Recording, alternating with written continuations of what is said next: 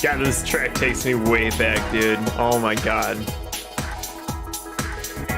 No, and I'm softly playing Persona 4 Golden again off stream and everything like that. Like, softly. I mean, like, I may log in for like a couple of minutes and stuff, but still, like, oh my god, the nostalgia.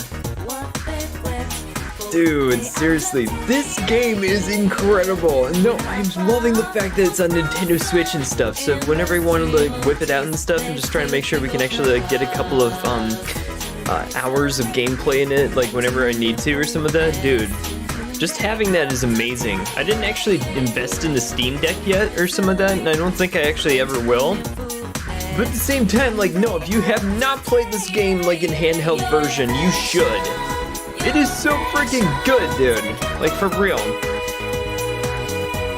But no, welcome, ladies and gentlemen. How's everybody doing over here tonight? So, we're gonna be tackling the star doors, and I think some of the sun doors that we didn't actually face off in Trails to the Sky 3rd tonight. So, we're gonna be seeing all the extra content in this game right before we get into the finale of this whole thing. So, more than likely, Saturday night, we're gonna have our hands full with getting into the finale. And now, if you've ever played a Trails game before, you know the finales are like a very long finale. So it's not like one of those sessions that you can do it in like one episode, so it might be like 2-parters or something like that.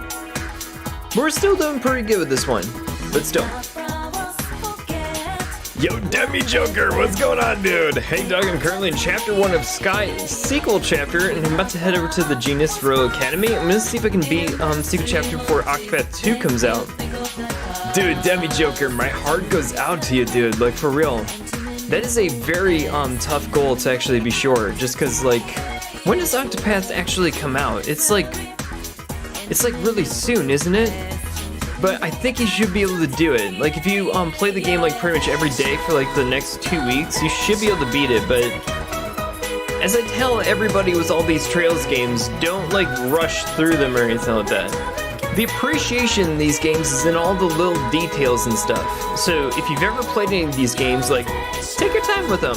Same with like Persona too, just take your time with it. Don't just like rush through it or anything like that. Take a minute. Smell the roses. Breathe it in. Kind of just drink it all in for a little bit. That's the best way to play these games. No, for real, dude, seriously, the teams that actually put these things together are like so detail oriented, and like everything in there matters too. I mean, like even down to the little conversations that you have with all the townsfolk and stuff. Like all that stuff like adds to the story all over the place and stuff, in places that you've never expected too. But at the same time, that's why I really appreciate these games and all the effort that everybody in the teams actually put into them. February 24th, that's when Octopath 2 comes out. I'm not sure if I can beat single chapter before then, but I'm confident I can get through chapter 4 before then. Oh, you definitely should be able to get to chapter 4 by then. Well, okay, Demi Joker, here's a question. How often do you play? And do you play for like a couple of hours at a time, or do you like set aside your entire Saturday or some of them, play through like 8 hours or whatever? But I don't know. It's been a while since I've actually done anything like that or not. But at the same time, like, it may depend on like how often you actually log into it, because I think I beat it in like, what, 60 to 70 hours? Something like that? I forget. How many episodes do we have of that game? That's really going to be telling, because I think we had like 3 to 4 hour episodes or some of that each, so it really just kind of depends. Alright, ladies and gentlemen, it's that time again. Grab a bowl of popcorn, maybe bacon chips, maybe some tea, some coffee, whatever takes your fancy, spec, relax, and enjoy the show. As we introduce to you, your host in the Evil Deepest Darkest Depths of Phantasma, Danger Dog. What is going on, ladies and gentlemen? Oh my god, dude. Okay, so here's the goal for tonight. We're not going to do anything crazy as far as like the main story is concerned, but what we're going to be doing is tackling all the star doors and sun doors that we still have left on the docket with these ones. So for all of you guys out there, let's see what we can do about getting the game booted up. And Persona, I love you, dude, but we're going to have to actually kill the music over this one. And for all of you guys who don't know what track that is Your Affection from Persona 4, and I love that game so much, dude. Oh my god. If none of you have picked up the games over here for any one of the platforms, you should. I think they're like $20 each or some of that, so if you haven't actually picked them up just yet, do yourself a huge favor and actually go out and buy the games because they are fantastic, and to be priced at about 20 bucks is like, that's a steal, dude. No, seriously.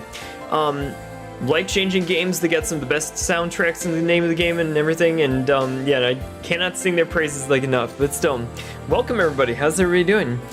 Took a break to play with some of the other games, but I'm back playing sequel chapters, so I'm going to be prioritizing it for now. Gotcha. And actually, no, Dummy Joker, do take your time with it because sequel chapter is actually one of my favorite JRPGs of all time. Like, seriously, it's one of the best realized stories. It's got great character development. Pretty much everything that goes into it succeeds, and levels that I've never ever seen in a JRPG, except for maybe possibly the Persona series. But at the same time, yes, do enjoy that one for sure. Just because, like, yeah, it's one of my favorites, beyond a doubt and everything. So, yeah, no, seriously, take your time with it. Okay. So, here's a little bit of a thing for a lot of you guys. I know that we have, over in the base camp, the ability to restore ourselves and everything, so I didn't do too much of the level grinding in between streams. However, I did want to call your attention to these tabs down here. So for all of you guys who've never played this game before, and how I was lamenting about whether or not they actually had some sort of, like, checklist about the doors that you've already done thus far, I found out that that actually does exist, and it's over here in this particular bit with your bracer notebook, or rather your Septium Church notebook, or whatever they call it in this game? I forget. However, there are these moon, star, and sun tabs over here, and from what I can actually see over here, we did all of the moon doors, so those are all finished. From the star doors, we have 5, 8, and 10 that are left before we can get to star door 14. And 14, the condition to be able to open up this door is that you had to have done all of the other doors up until that point. I think that there's going to be a star door 15, but you can only access it like from the later parts of the game that we haven't gotten to yet in the finale. So that is not too bad or some of that. So we don't have to worry about that until this one. So, and star door 3 has a couple of different conditions that need, or sun door 3 has a couple of conditions that need to be met with this one, but I think we have to actually bring in Zin if I'm not mistaken. So we'll leave this one for one of the next ones, and Sundoor 4, we did not have this certain elements, not element, item, but we did get it not too long ago with this stuff. And I believe what we need to actually give is this thing called a Destiny card. Now, I do have that in my inventory now, so if anything, like, yeah, no, seriously, this is the one thing that we need to go get, and I think I actually, like, picked it up in a prior episode. I just, like, equipped it on Agate, I think, so I had to take it off of him in order for us to actually do that door.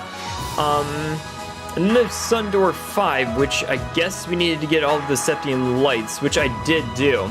I did that in pre-prep for this stream tonight, so we do have plenty to do with this one. So, that being said, we're just gonna go right down the list and see what we can do about hitting up every single one of these doors and getting all the side content that we need to, that we didn't get to in some of the prior episodes, so we can get the full experience in this game. So, Star Door 5, location Ballstar Channel, bring to me the girl who entrusts her feelings to her blade. We found that out that it was Annalise, so I got her in the party over here to start us off, and, where was the Ballstar thing? I forget. I don't even remember. I'm really gonna have to, like, figure this one out or something like that. I have no idea, but still.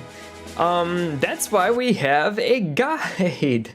Ladies and gentlemen, Ballstar Channel, where the heck was that again? I don't remember. Ballstar Channel map by Morbius? Morbius? Oh my god, dude, seriously. Where is this damn thing? Let's see, where am I? You know what? You know what?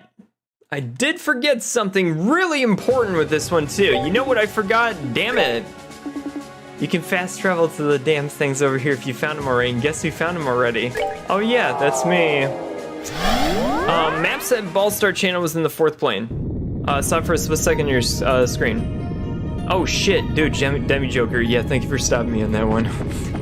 However, we can fast travel to the doors, which is something I just remembered. Anyways, yo, Taiko, what's going on, dude? Welcome. What is Annalise gonna get up to with this one? Like, what's her story? What's her background and everything? We gotta find out exactly what's going on with her, because we don't really hear from her too much, but still. Alright, let's do this thing, gang.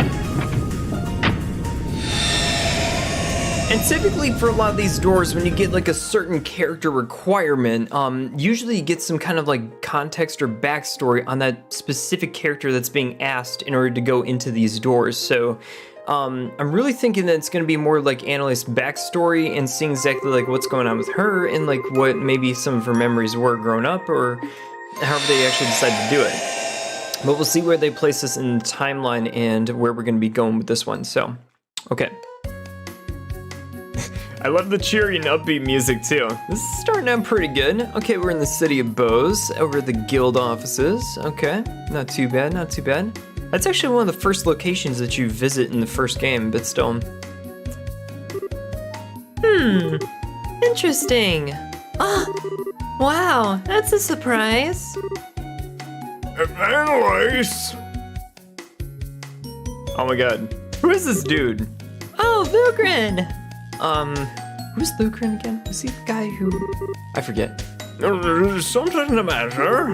It's not like you to walk right up to the second floor without even looking at the board and sit quietly like this. You're not feeling sick from eating too much ice cream or something, are you? Don't be silly. I'm not a kid anymore, you know. You could have fooled me. I swear that you were the one who ate 3 full scoops the first thing in one morning and later had to go with some stomach medicine thing from Spence. Or maybe my memory's playing tricks on me. Oh, let's all pretend that never happened, okay? Besides, that was back when I was a junior bracer. That was like forever ago. I learned my lesson after that, I swear. Now I'll never have more than 1 scoop every morning. You're not supposed to have ice cream in the morning at all, you know. Well, no matter. So what have you been doing up here all this time anyway? Oh, right. Well, you see, I got a letter from my pappy who lives a long way away this morning. Really, no? He's a swordsman, if I recall, isn't he? Yep, he's an instructor. He's really famous among sword practitioners, actually. Yun Kafai.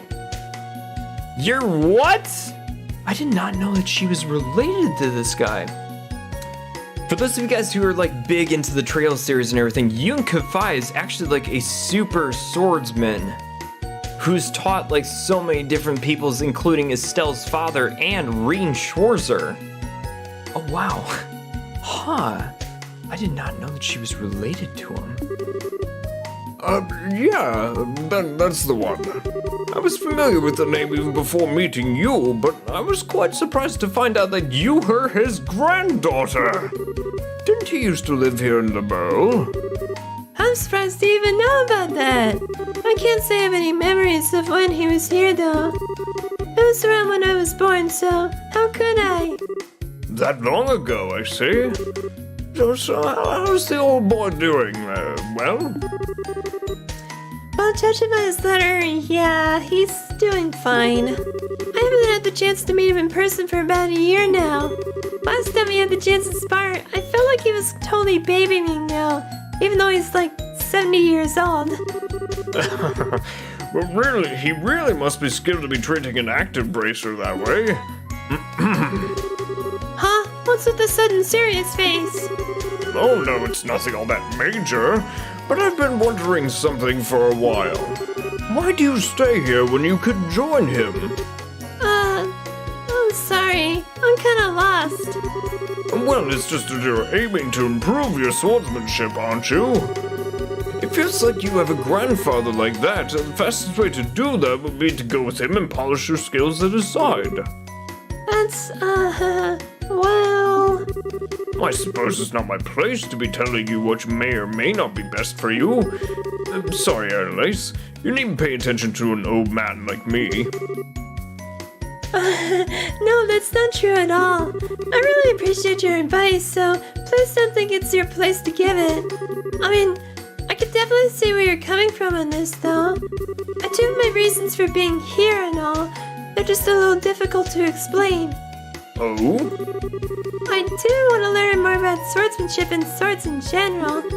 So in that sense, you're right for continuing to train and Pappy would be both best and fastest course of action. Oh my god, I can't do that, like, for the rest of the night. Oh my god. Wasn't Kafai Reen's master? Yes, Demi Joker, he was. Arguably, he still is, in some respects, because I know that Reen, like, respects the crap out of him and stuff. You know, we haven't actually, like, seen, I don't think we've ever seen Yoon Kafai. Or maybe we've seen, like, a picture of him, but I don't think we've ever had, like, a scene with the actual guy in there, like, training up people or some of that. I wonder if we're gonna get that in this episode with Annalise. I'm not entirely sure. Kafai is also Stella's father's master. Right. 8 Leaves One Blade School is definitely a huge thing in the continent of Zemuria, and the people who actually learned under this guy go on to be like divine blades or some crap like that and stuff. I mean, it's not crap, but still. They're huge and very well respected fighters. Let's just leave it at that. Yo, Daiko. Can I do the Annalise voice for the entire evening? Hold on, I gotta reset my camera really quick. No, I should not do the Annalise voice for the entire evening just because, like, that'd be way too challenging and stuff. That's not all I want to do in my life. I want to at least as much, if not more, to know what it means to be a bracer. I mean, I guess it's a case of wanting to learn more about swordsmanship as a bracer rather than as a swordsman, if that makes sense. Am I even doing a good job of explaining this? No, I think I see where you're coming from now, actually. Besides, Pappy once told me that he taught me all kinds of technical side like swordsmanship, forms, crafts, and that kind of stuff already. Whether I can master it or not is all down to me now. So in a sense, I feel like there's no specific need for me to train under him nowadays. Of course, whether I'm really advancing my swordsmanship is another issue entirely. I wish I could say for sure I was, but... Well, I see. What's with this silent treatment all of a sudden? No, it's nothing. You're just not really one of these kinds of serious discussions. So I was impressed to see that you were even capable of having a serious discussion. I am so capable! Besides, you were the one who kind of pushed me into talking about all this stuff first. I'm glad I did too. Anyway, getting back to the point. What did the letter even say anyway? Oh, right. Well, as surprising as it is, it says that I should go see, Cassius Bray. Cassius? The one and only? Yeah, that's right. Supposedly, Pappy was invited by the Royal Army to be a guest instructor at some point for a long time ago. That's why he trained Cassius, too.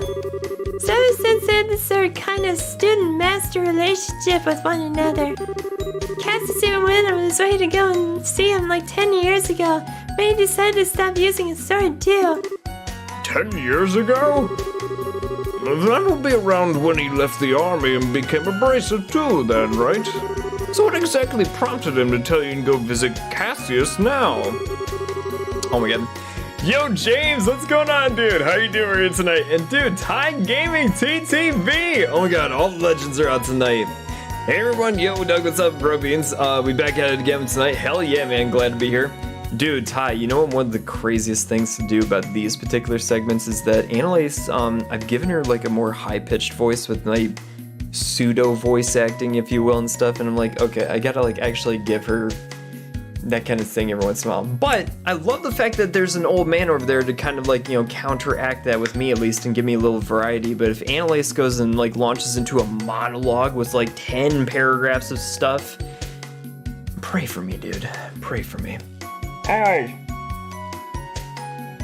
I did not know that Annalise was Yoon Kafai's granddaughter. Or did I miss that detail? Was that said in the second game?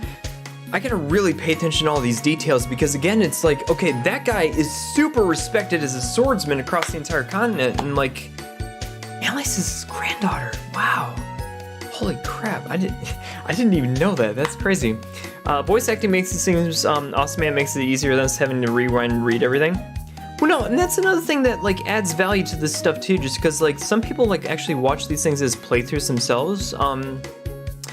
So, and I know that some playthroughs will just like have the text going over there, but kind of like, I think it kind of helps to have somebody like walk you through these ones too, but sorry to everybody who's like watching these ones, it's like, come on, get to the goddamn game and stuff like that, stop talking. Well, I'm like, you know what, dude, seriously, I like saying hi to people, sue me.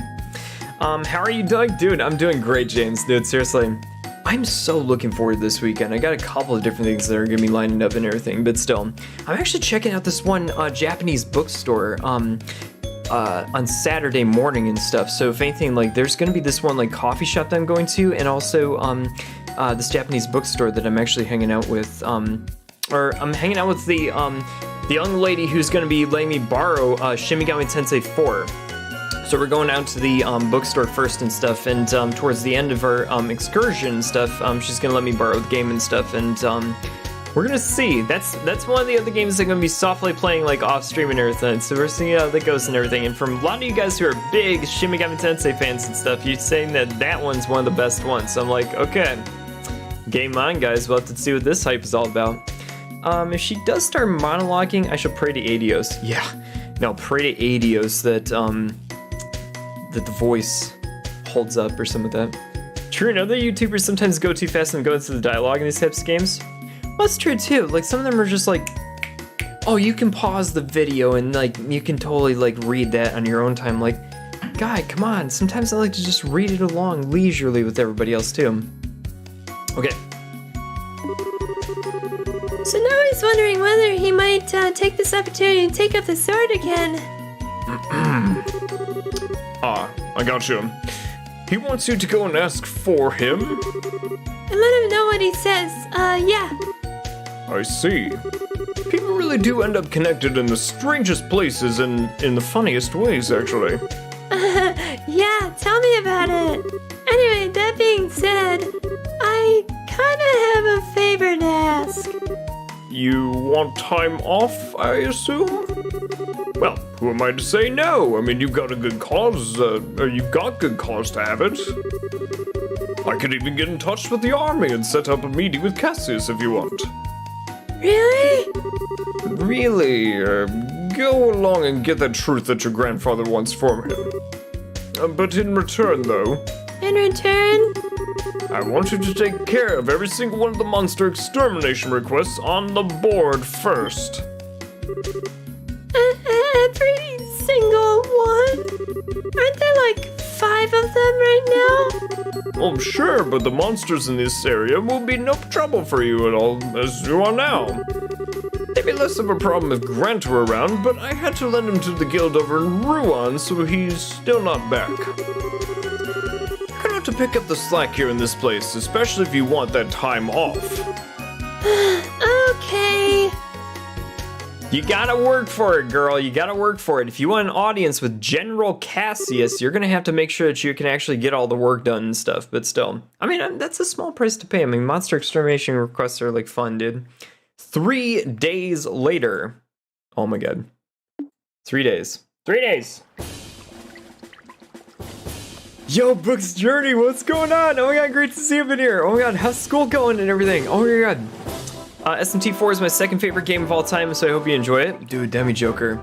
And I mean, like I said last Tuesday, guys, I'm not going to be streaming SMT4 just because, again, it's somebody else's game. I mean, I'm borrowing it with the understanding that I'm going to return it 2 weeks later and stuff, so I didn't want to, like, overstep my bounds by saying, hey, guess what? I want to, instead keeping it for like 2 weeks, I want to keep it for 2 months so I can stream it. I'm like, well, no, it's not your game, so... honor that commitment that was there before and stuff, but that's just me. I mean, it should be pretty cool though. I'll probably be talking to you guys maybe on Discord about it and like giving my general feeling about the game or some of that and seeing how it is, but still. Doing okay? Dude, let's go. Finally got past that boss that was stuck on P3. I just got Aegis and the dog in the team. Dude, Ty. Oh my god, that's like one of the best parts of the game. Or like that time, that part in the timeline is like one of my favorite parts too. Dude, what'd you think of Aigis? Oh my god, that was quite the intro to her and everything, right? School's going pretty well so far. Had a quiz today and have another one tomorrow. Oh, you're not worried about either of them? Oh my god. Well, good luck on those ones, Book's Journey. This is gonna be amazing if you can actually like pass it with flying colors. Do your best. I'm finally here. Right on time, too. Okay, let's go bug Cassius. Okay, so it's assumed that she's already done all the monster extermination requests, so we don't have to do that ourselves. Can I help you, miss? Well, I'm Annalise Elfeed, a bracer at the guild. I come to meet with Brigadier General Bright. I see. I believe that we've been expecting you. I'll pass it on that you've arrived then. You might have to wait a little while before you can meet with the general, though, I'm afraid. Huh? But I'm right on time. Did something throw his schedule off? Something must have. I can't pretend to know much more than you do at this time. But the general's a very busy man, so it's not all that unusual for things like this to happen.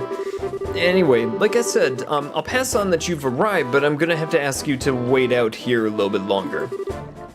Sure, no problem. Oh my god. Ty was the boss of the table? Dude, no, Ty, when you get to the table boss, oh my god, I hate the sleeping table, it's terrible.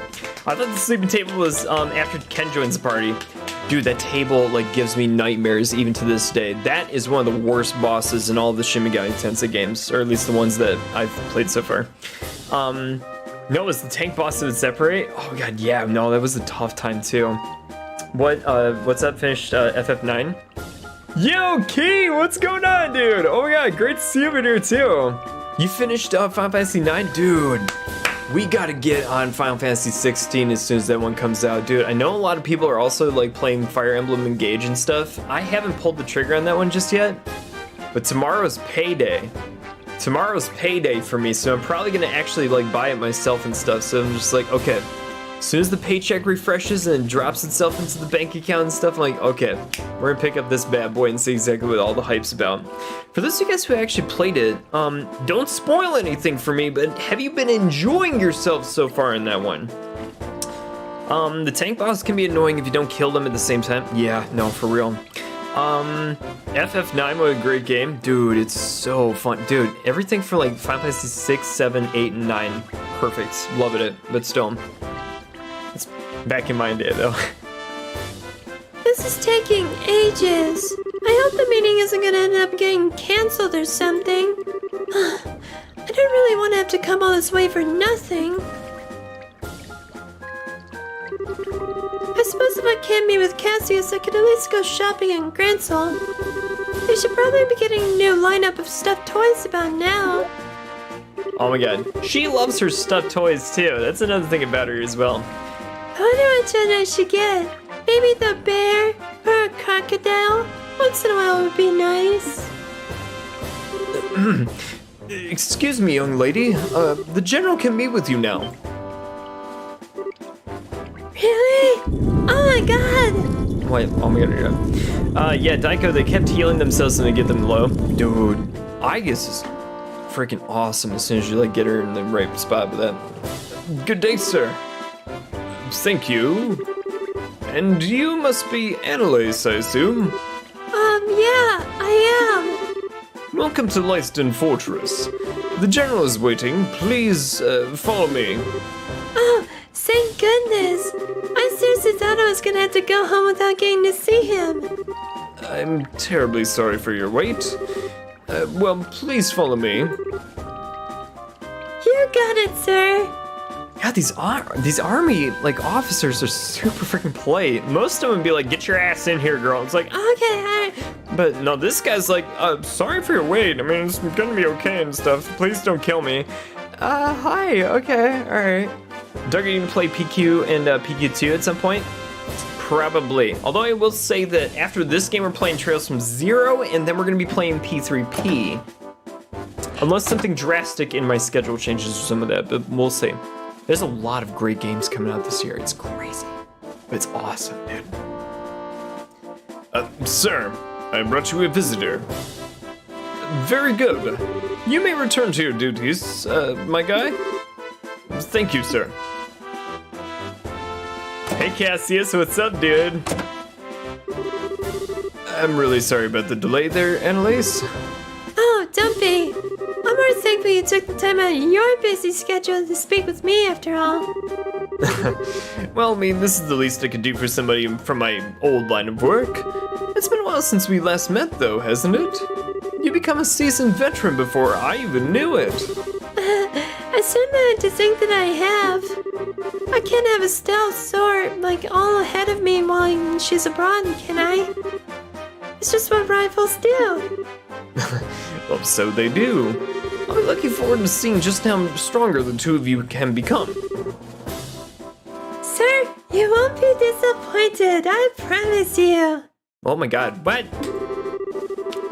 Getting to the point, I was pleased to hear that old Master Kafai is still in good health. I believe it was because of him that you came here today, right? Yes, that's right, sir. I didn't realize you were an acquaintance of his before this. I certainly am. In short, he's the man who taught me the way of the sword.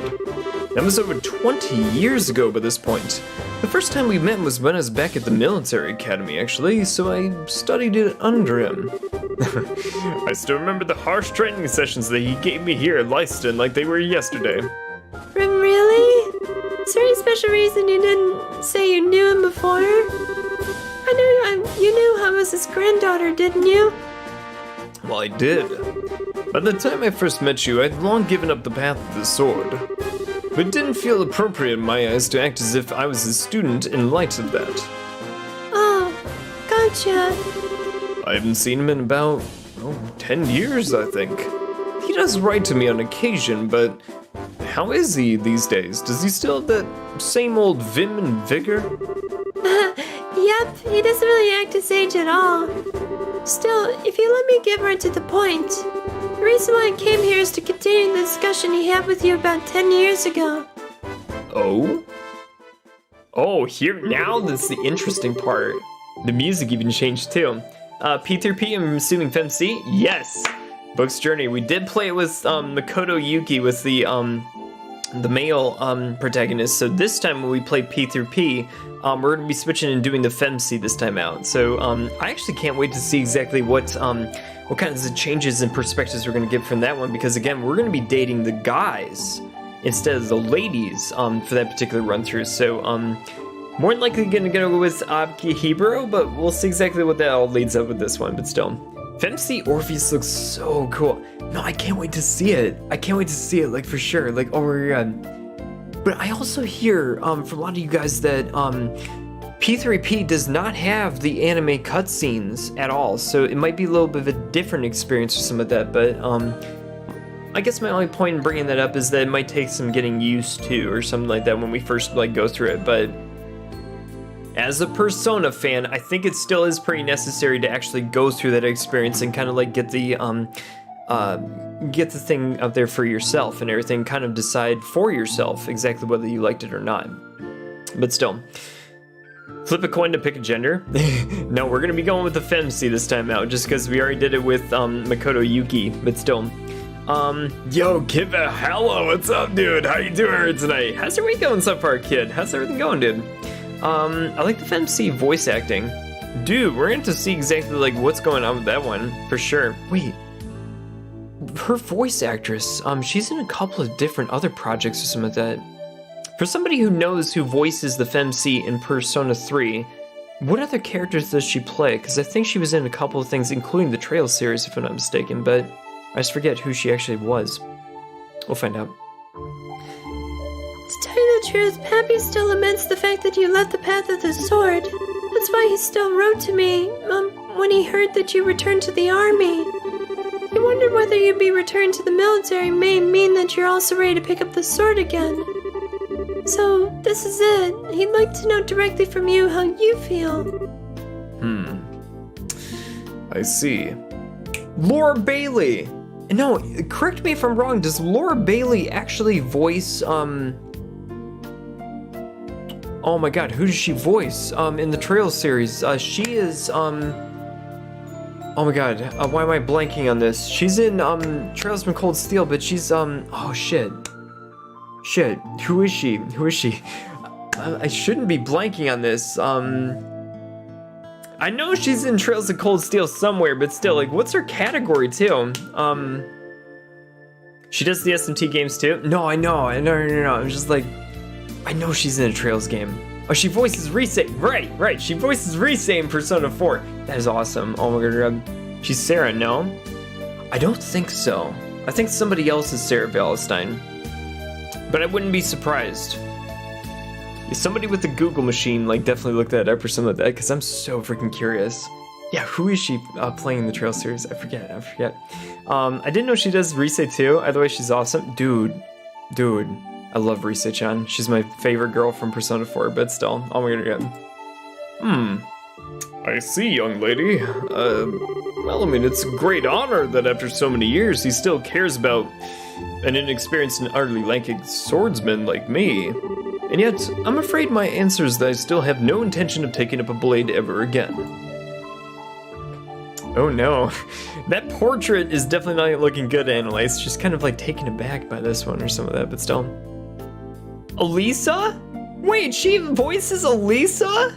Oh my god, that's amazing! I knew she was one of the like main Trails girls in Cold Steel or some of that, but she's the voice of Elisa? Oh my god. That's so freaking cool. Oh my god. I'd look it up, but I don't want like spoilers. Wait, for real? Dude, I did not know that! That's so freaking cool! Wait, she voices Elisa? That's amazing. Oh my god. Elisa rubbed me the wrong way in Cold Steel 3, but she kind of redeemed herself a little bit in Cold Steel 4 after the fact and everything, but still like, oh my god. You know who my favorite girl from Cold Steel series is? It's Emma Milstein. I freaking love Emma. Oh my god. She's the best girl. Hands down. Well, that's like Sarah too. I mean, she's amazing. And so is Fee. And shit. Why are there so many like waifus in that series? Don't ask stupid questions. Can I ask you why? You certainly can, young lady, but I'm not sure how to put my answer. This has always been on my mind too. I've always wondered what would prompt somebody so skilled with the sword that they even gained the title of Divine Blade to leave it all behind. I don't mean to make light of your skill with the staff or say it's inferior. Nothing like that. It's just hard to wrap my head around why you did what you did, and there's a little part of me that can't accept it either.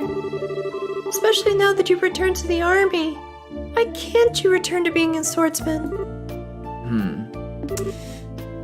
I'm a Vita Clotilde stan. Dude, Vita is freaking amazing. No, I love the fact, oh my god. See, I can't like give some spoilers and stuff just in case some of you guys haven't like played the games just yet, but like I love her other persona, if you will, and stuff. Like her, for those of you guys who have played the game, you know what I'm talking about and stuff. Like she plays another character, Vita does. And I love the fact that they actually threw that into the game as like some sort of like other persona that she has and stuff that actually like functions as like a normal character. It's weird. I'm trying to like not to spoil it or something like that, but I love Vita's other character, if that makes sense.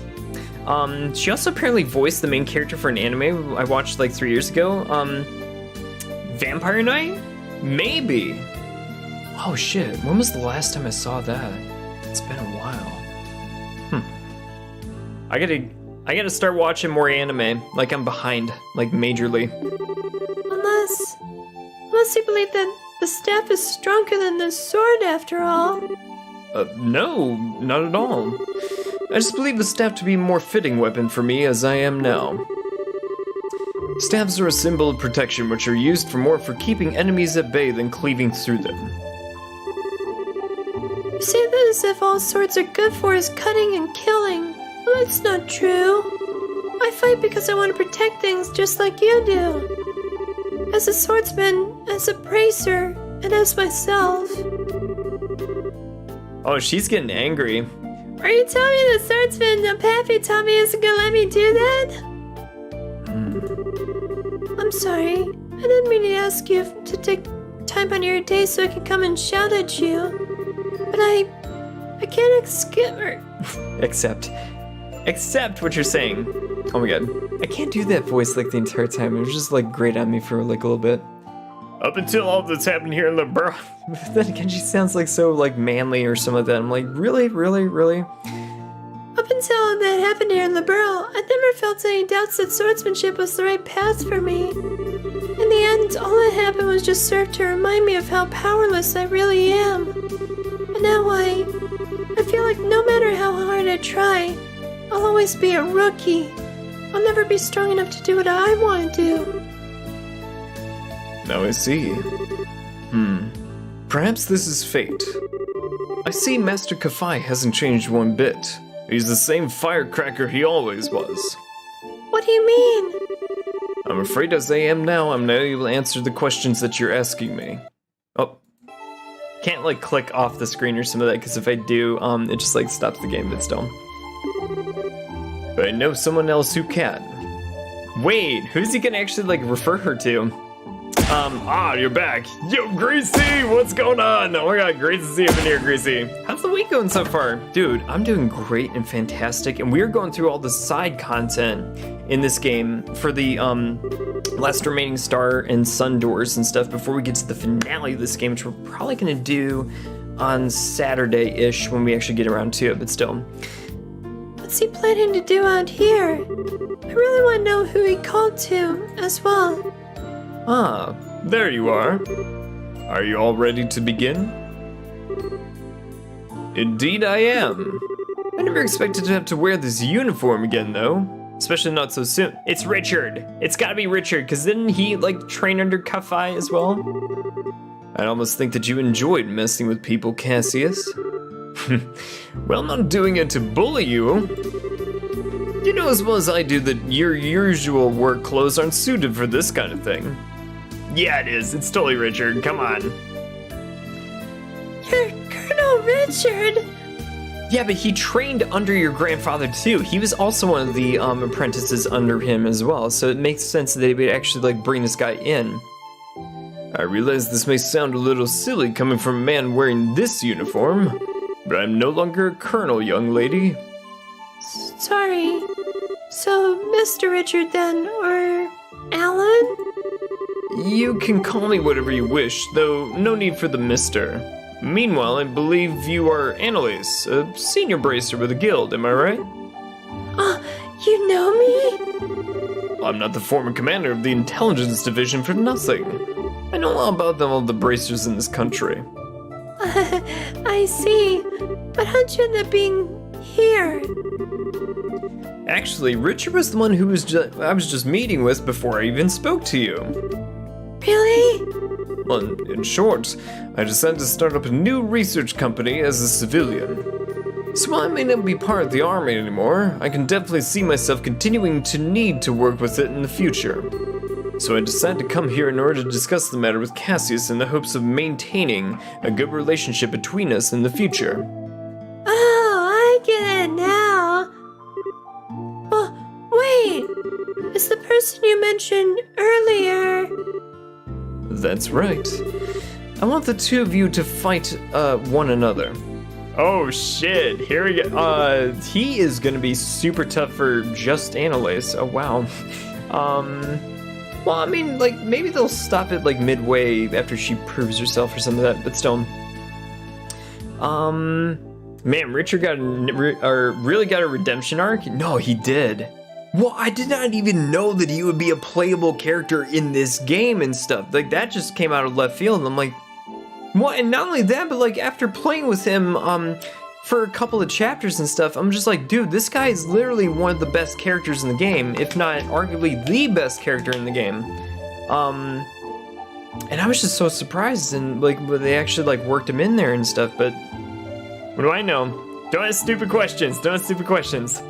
Gonna eat dinner. I'll be back, you guys. Dude, Ty, hope the dinner is really good, dude. Oh my god.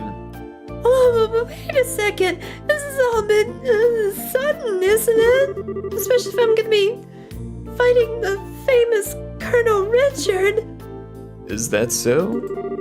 You don't want to know the answer to the questions you asked me earlier, then?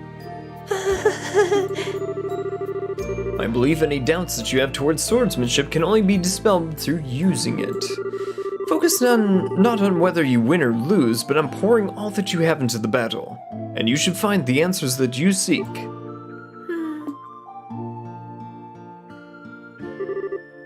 Alright then. Here we go, Annalise. Alright, time to prove yourself, girl. Oh nah, he's busted. Dude, he is so freaking like overpowered in this game. It's ridiculous. I've seen some images and colorful, so I want to give it a go. Dude. Alright, Annalise, what you got? I'm not sure I'll make much of an opponent, but I'll do what I can. It's not every day one has the chance to test their skills against a relative of the 8 Leaves, 1 Blade School's founder. I'm eager to see what you can do. Alright, guy. Now, begin! Right. Oh shit, dude. Okay, we're facing off against this guy. Okay. We've got our work cut out for us, but at least she's got full HP, full EP, and all the combat points we can actually do. But still, okay. What are we looking at? We're looking at 14,000 HP and yes, nothing else more than that. Okay. No chains. That does literally nothing for me. I wonder if we could do pedal dance to like jack ourselves up. Well, then again, you sacrifice defense with that one. Shit. Well, this one gives you AT delays, so we might as well get this a go and see if this actually works. Come on, Annalise. Hey, it actually worked. Wait, what? Think you're clever? This is why I didn't do the minus defense bit. Okay. Well, I mean, it didn't kill you, so... This guy is way too busted. Way too busted. Okay. Wait, she gets to go again. Okay, all right, stop. We do have a couple of these. Well, You know, I'm just gonna use it. That's fair, this is a so ridiculous. Madoka Magica or something. Madoka Magica is disturbing. Oh my god. Especially Cube. Oh my god. Wait! Oh, dude, that move like literally destroys people. Oh my god. Shit. Sword wind slam. Well, what? She's not even like within range for that shit anymore. Oh, dude. She is not causing enough damage. That's the problem. This is supposed to be an unwinnable fight, right? Somebody tell me this is supposed to be an unwinnable fight. Maybe I should actually use some magic instead. I mean, who really knows? It might actually work. Ariel, do it. Oh my god. Chainsaw fire circle attack. Oh my god. Why are you pulling out S break now? Book's journey. 119, that's it? Dude, this guy's causing like 1,000 damage per swing, and I'm causing like literally just 100 per swing. So, that's terrible. Annalise, we really gotta like jack up our offense, but at the same time, like, to sacrifice defense in order to do it is a tall order. She doesn't. I don't think you have a chance. But like, I think that's not the point. I think like the point is to like get her to just do her best. You're done!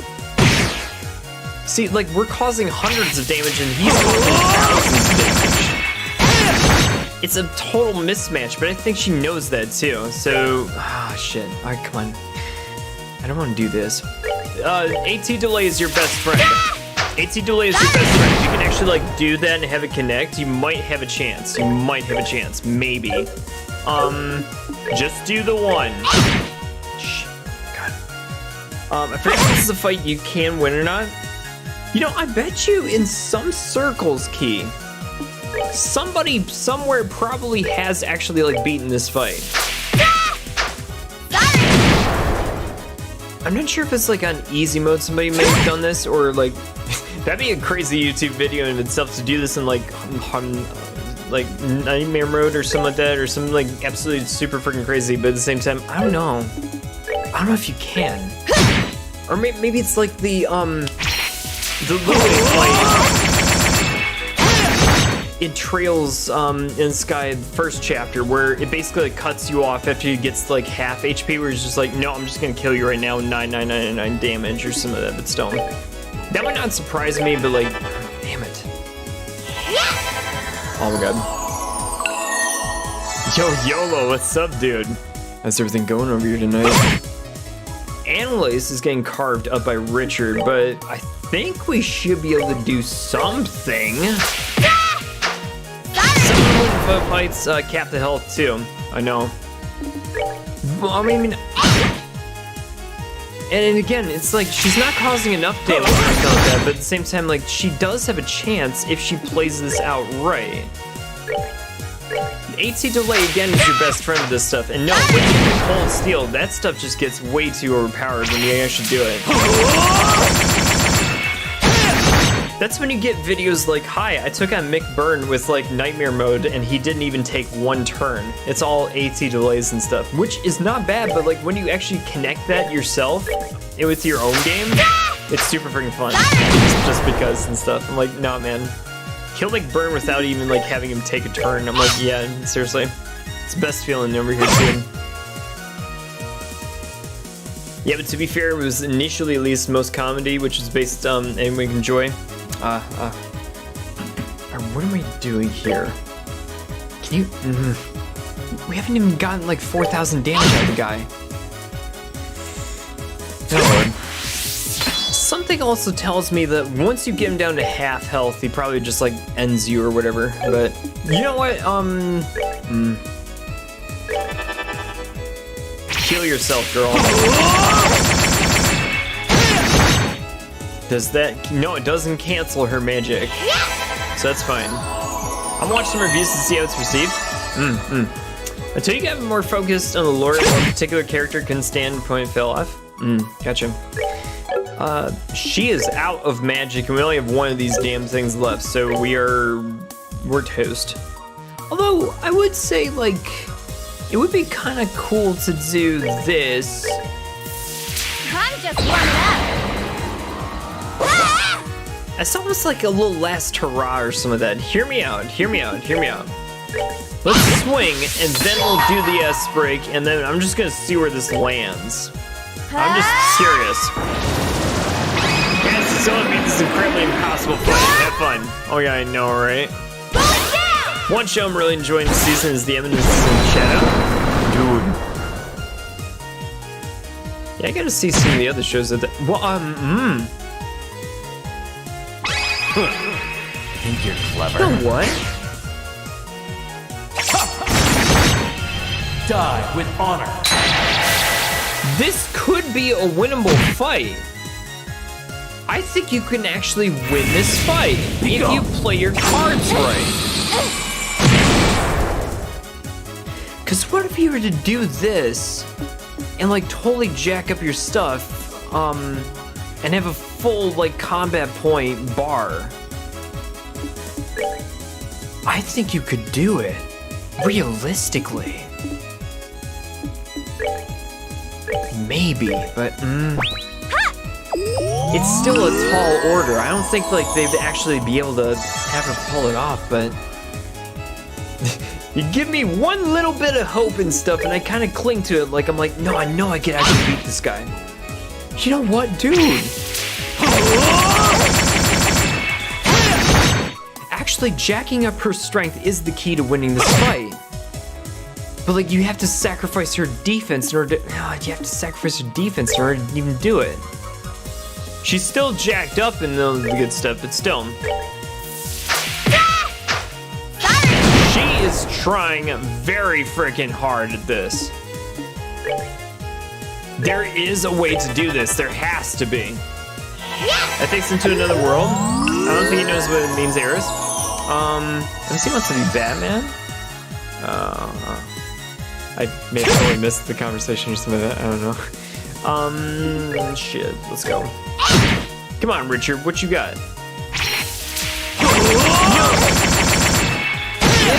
if they make us repeat this fight, if that's a condition to pass or whatever, I can totally see the jacking up your strength being a major component to this.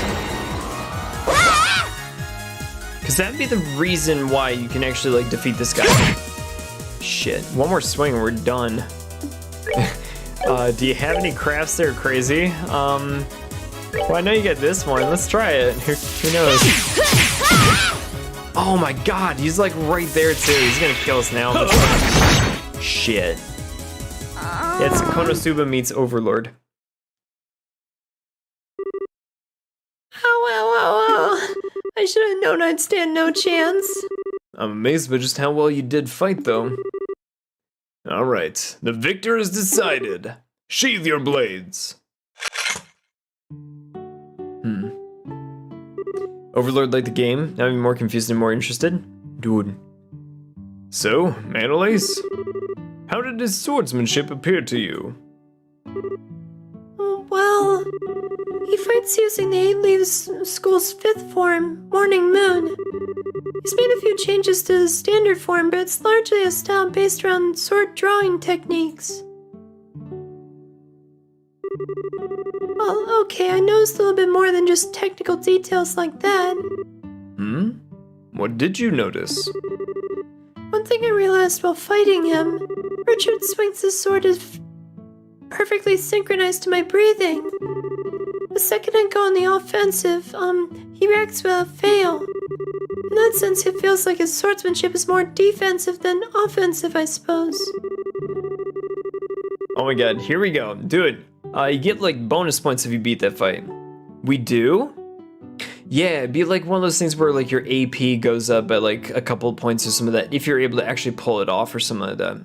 Or like maybe they take him down to like 1 HP or some of that, or maybe he just like finishes you off even if you were to take his HP down to 0 or something like that. But because I gotta think that this conversation and part of the story is like a necessary component to this particular door.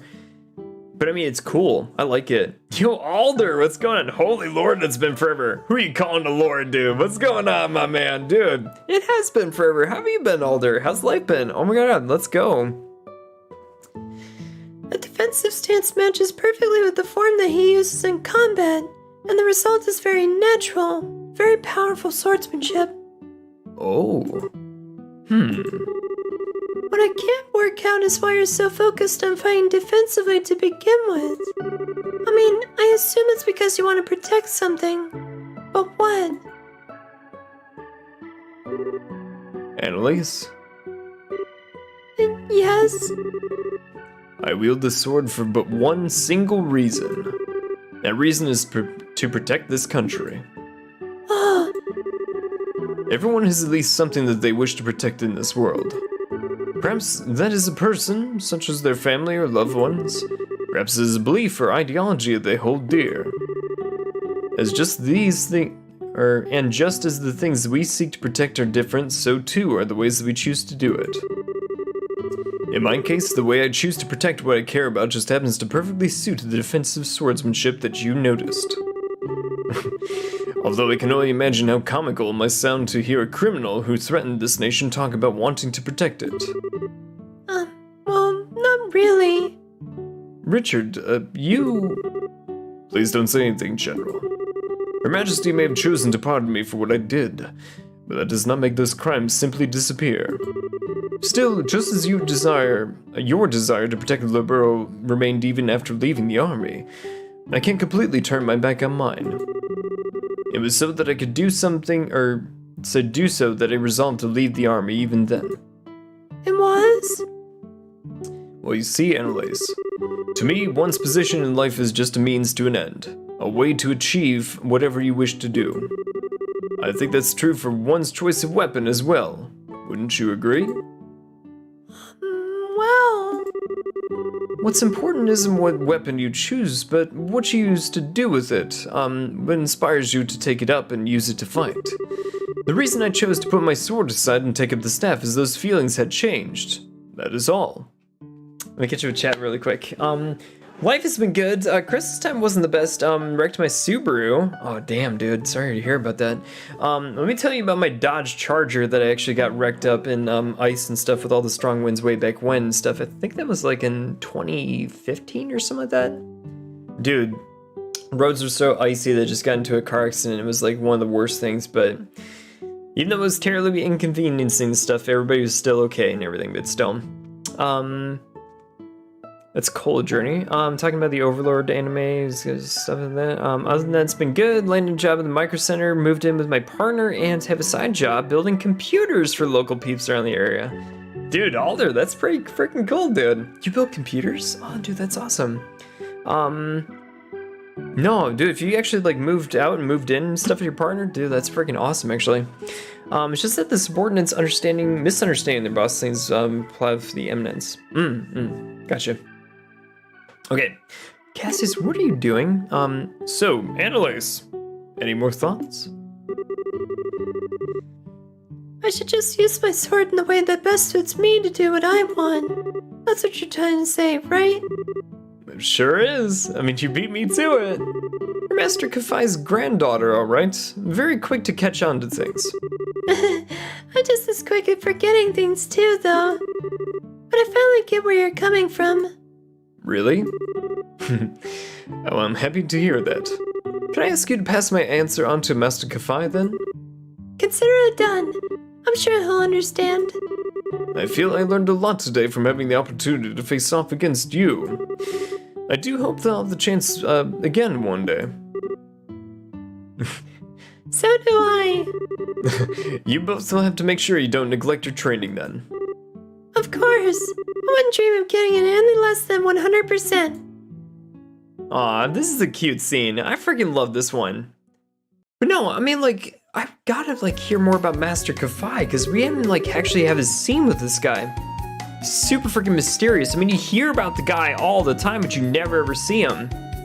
It's so crazy the way they set it up that way.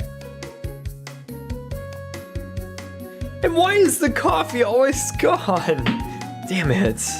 I built like 35 so far. The only changes I have is they have to pay for the parts and a $100 build fee.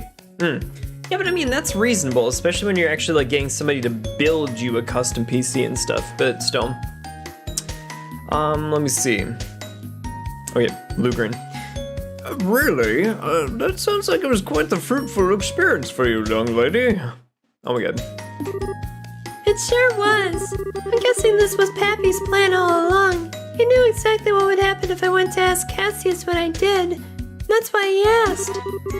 I must have sounded a little unsure of myself in the last letter I wrote him. I see. Like master, like pupil.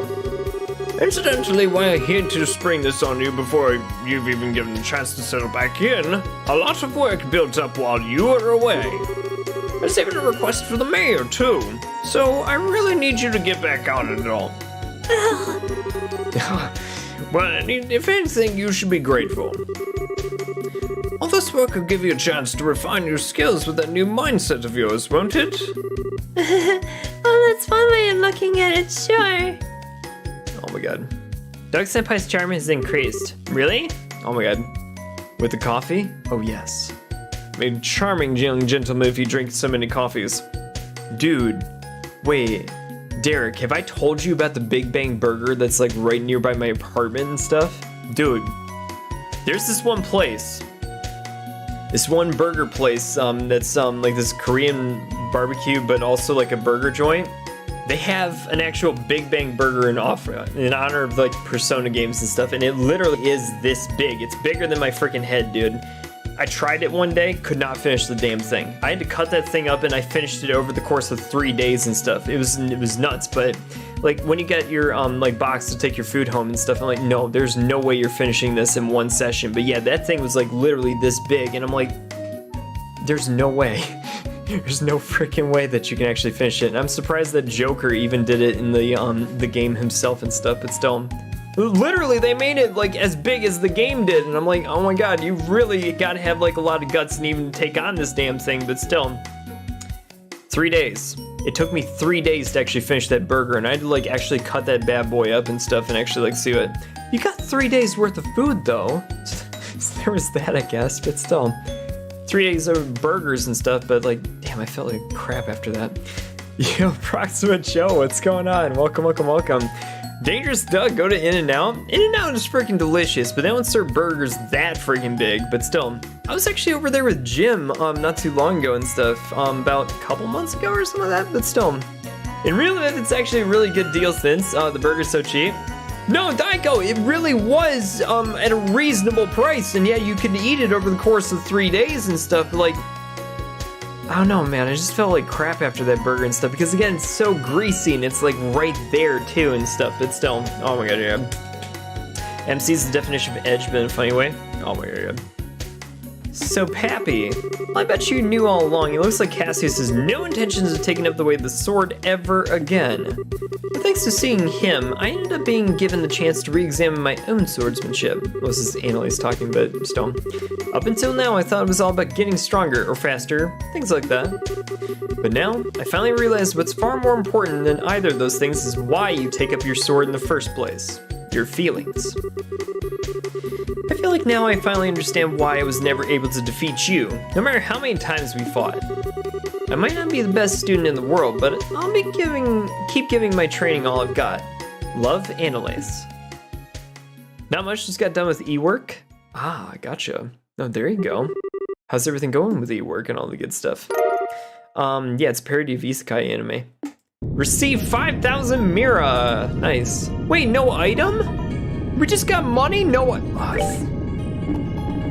Jesus.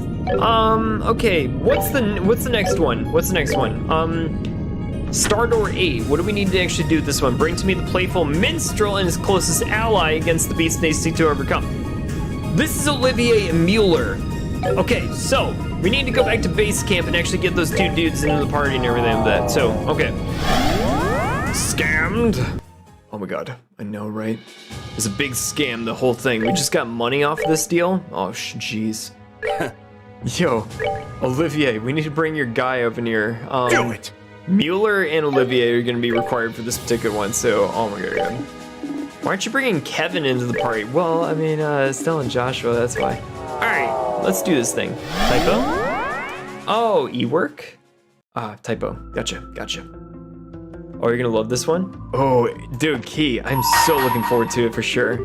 Like, what are they gonna get up to? Like, it has to have something to do with the Erebonian Empire, right? I'm just like looking forward to that, to see exactly like what it all entails and stuff, and to see if we can actually get some extra story or context behind that, because I'm also like looking out to see if any of the other players from the Erebonian arc actually like make their way into these games, but who knows? We're gonna find out. What, Tanaka's amazing commodities? Oh my god, no. Tanaka's amazing commodities! Or something like that, I don't know. Open the door, yes, yes, come on. This has to have something to do with Erebonia. It has to, just because it's these two guys. Maybe Tanaka made the doors? Yeah, probably. Oh my god, with his freaking, I don't know. Did you play the catchy theme song? Oh, you didn't? Oh shit. I shall grant you a memory fragment and my blessing. Alright guys, what is going on right now? What is going on? Shit, I'm out of coffee, damn it. Alright, but I do have water! Ladies and gentlemen, for all of your wonderful needs out there, make sure you stay hydrated and everything like that. An endorsement for me, the dangerous one. They do remind me of the Velvet Room doors. Yeah, it actually is true. That's a good point. Huh, fun. 1 month after the collapse of the Liberarch. Okay, 1 month after that. The banquet to celebrate the crisis' successful resolution was over, with Estelle and her friends having largely left the capital to go elsewhere. Crossfell? Much? One of them, however, Prince Oliver Rice Arnor, sat rather comfortably in the ambassador's chair or office in Gransel's Erebonian embassy. His work in the country had not quite settled. Okay, so it technically is Erebonia, but it's in Liberal. It's just their embassy. Tanaka is incapable of making a peanut butter and jelly sandwich. Dude, healthy Doug? Yes, absolutely. Eat your vegetables, kids. I can't believe that you... I mean, my deepest apologies for not noticing that you were His Highness Prince Oliver, sooner! Who is this? Oh? I'm not surprised that you never realized. I may be a prince, but my mother was a commoner. What point is there in bothering to remember my face? It's not as though I often showed myself in the palace or attended high society gatherings. Knowing me certainly isn't going to help you in moving up the ranks, my friend. Well, there's no need to be so humble, Your Highness. Besides, I'm actually rather grateful to you, Ambassador. You gave me all kinds of useful advice during my stay here at the embassy that I'm sure will be to my benefit in the future. Well-meant words such as, act like a man of the Empire for once in your life and stop idling here, go home and try doing some damn work or something.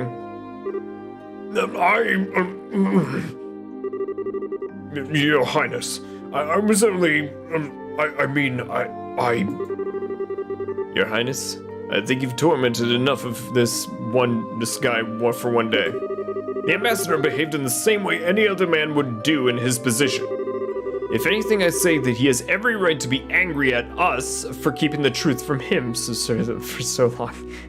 Vander's like the calm and collected one and stuff, and Olivia is just like chaos personified. Well, not really, but still. But Mueller? Ah, I suppose you're right. I'll spare him any more teasing for now.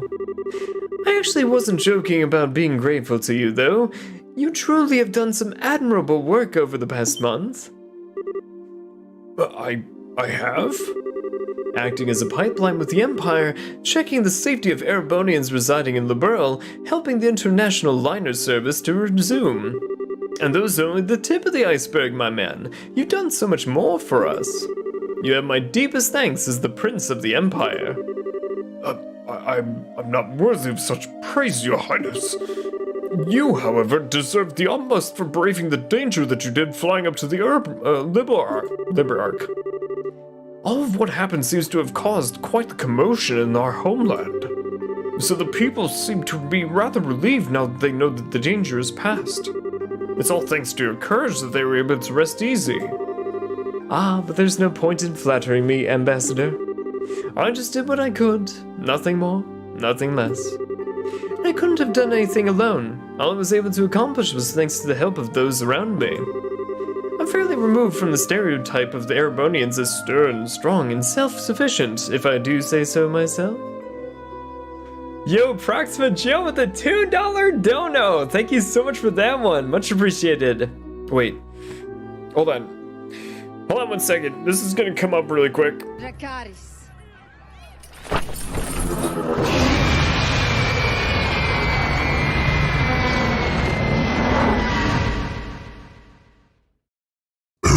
Damn! Now that's hot! Dude, thank you so much for the donut. Let's go, dude. Let me get the game back up over here really quick, but still. I'm back! Yo, Ty, what's going on, dude? Welcome back. As rude as it may be to agree, perhaps you are correct, sir. And yet I believe that your willingness to be flexible most definitely helped rather than hindered you here. I believe people like you are exactly what the Empire is going to need in the future, regardless of how I may feel about His Excellency the Chancellor's approach. Ambassador? Oh my. Well, this is a surprise. I was under the impression that you supported the Chancellor. Then again, you are a noble. Does that lead you to oppose his reformist policies, perhaps? For the context of this one, guys, the Chancellor of the Empire is a guy by the name of Chancellor Osborne, Gileath Osborne, and he was a commoner who rose from the ranks to actually achieve a lot of that. So the commoners and the nobles in the Empire kind of at odds with each other. So some of them don't really support the Chancellor all that much, especially if they're nobles. But some added stuff with this one. Your master editor? I try every once in a while, kind of thing. I may be a noble on paper, but I'm only a baron. All in all, I generally fall in favor of his reformist policies, of course. Be that as it may, while this is just the result of being in Liberl for so long and being influenced by the ways of its people, I do find myself somewhat becoming frightened by his hardline approach. I cannot help but wonder exactly what direction he's trying to take our old nation in. Interesting. Your Highness? Oh, I was just thinking that I'm quite glad to have taken a chance to engage in such a fruitful talk with you before departing the country. I pray that you continue doing all that you can to ensure the peace of Liberl and its surrounding nations while I'm gone. Preferably in cooperation with Ambassador Cochrane. Yes, sir. Let's not forget her, I suppose.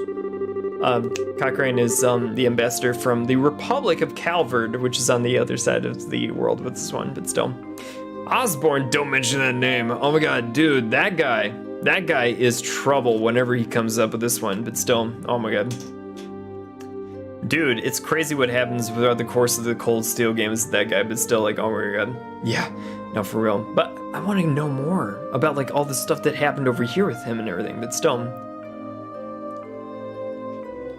Still, it's true that since the non-aggression pact was signed, there's some progress regards to the crossbell problem. Ah, see, dude, that's why I love these games. The crossbell problem, they're all connected, dude. I love that about these games.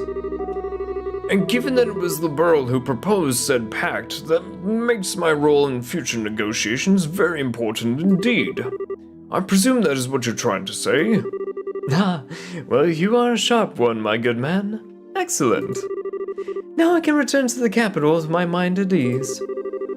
Leave everything here to me, Your Highness. I'll be looking forward to hearing what you achieve back in our homeland. Please give us more story. Please give us more story. I gotta hear more about this stuff, like for real. This is truly a country like no any other. I never thought the day would come when I would hear things like that from a nobleman of the Empire. Indeed, he's apparently somewhat less of an obstinate man than I thought he was. Perhaps this nation's very air has the power to genuinely change people. But it seems to have an effect on you too, Mueller. I feel like I'm seeing a lot more smiles from you these days than I'm used to. Well, I loathe to admit it, sir, but that may well be true. I find myself wishing that you would learn from the Liberlian's dignity and sense of restraint, however. Two qualities you don't particularly possess in any measure. In fact, you have far too much of their opposites. Well, you say that, but these qualities are the only weapon that I have. I don't have that much that will allow me to compete against the Chancellor. I need to use what little happens to be tucked away in my corner as best as I can. Have there been any changes to our plans? None. We should be able to proceed as arranged. 3 days ago, the Chancellor left the capital on the tour of Eastern Erebonia. Tomorrow you'll be returning there aboard the Arsail while he's still out in the east. All those who need to be made aware of our return have been given proper notice. Your arrival in Erebonia will make a real impact of that, I'm certain. What potential obstructions to the plan are there at present? Well, nothing major. There have been some movements in the Intelligence Division's 4th subdivision, but not too much. There's a chance that everyone is being cautious because the Arsail is involved. But I'd put greater odds in the idea that everyone is just treating this as a pompous performance by you and not taking it seriously. Well, they'd be right to. It is. I've got no choice but to start here, and even if this means I have to use Liberl. I'm going to put on a show. I want to put on one of the finest ones the skies have ever seen. I suppose I can't argue with that. Or Ozzy Osbourne? Oh, dude, he's more dangerous than Ozzy Osbourne, Gileas Osbourne is. You know I'm something of an annexer myself? Dude, I know, like for real. Especially when considering that guy and all the stuff that he's done for Imperial expansionism. I'm sorry to trouble you this late hour, Your Highness. A message has arrived from you from Heimdall. What would you have me do? Really? Ah, alright, come on in. Pardon me, sir. It's Lecter! What? Oh my god, it's freaking Lecter! Well, if it isn't Lecter! I was wondering where you've been. I haven't seen you all day. I've been exceptionally busy with work since this morning, I'm afraid. I'd hoped I'd be able to come and see you earlier since you would be leaving tomorrow. I'm terribly sorry for not being able to. Now, for extra context, guys, Lecter is a part of the Imperial Intelligence Division, so, oh my god. And we saw another scene with him over at the Genus Royal Academy, too, so, like, I love this game and the extra context it gives to the entire world. It's nuts, but still, it's so freaking cool. I'm still like, puzzled to how Lecter got that job. I know, but, like, how? How? Well, I mean, he's a smart kid. He's a smart kid, that's for damn sure. And like, I'm pretty sure like, even like with all the stuff that he's been through and everything, like, they wanted to use his talents for like, I don't know. There are higher powers and higher brain folks and stuff at work with this ones for being able to put this kid to work in the intelligence division, but you know, he's doing a good job so far, but still, I don't know. Oh, never mind that. If that work of yours is done now, we three could always enjoy some, sensual quality time together for the remainder of the night. Damn it, Olivier, damn it! So what was the message from the Capital Secretary? They've acknowledged receipt of His Highness's message. However, they didn't anticipate that you may be able to arrive all the way from Grancel in less than half a day. As such, they're currently in a minor panic trying to ensure everything's ready for the ceremony tomorrow. That doesn't come as a surprise. There's nothing like the Arceo when it comes to speed at home. Aw, how cruel most of you are to so deftly ignore my proposal. Although it sounds as though the stage will be set in time. Now I need to decide on an outfit that will leave everyone's jaws on the floor to sweeten my arrival. Perhaps a glistening coat and white loincloth will do the trick. Make a grand impact, alright, sir. I almost wish I could go along and see for it myself. Please don't encourage him. You show remarkable promise for someone so young. What do you say to coming back in the Arceo with me? I'd welcome your company.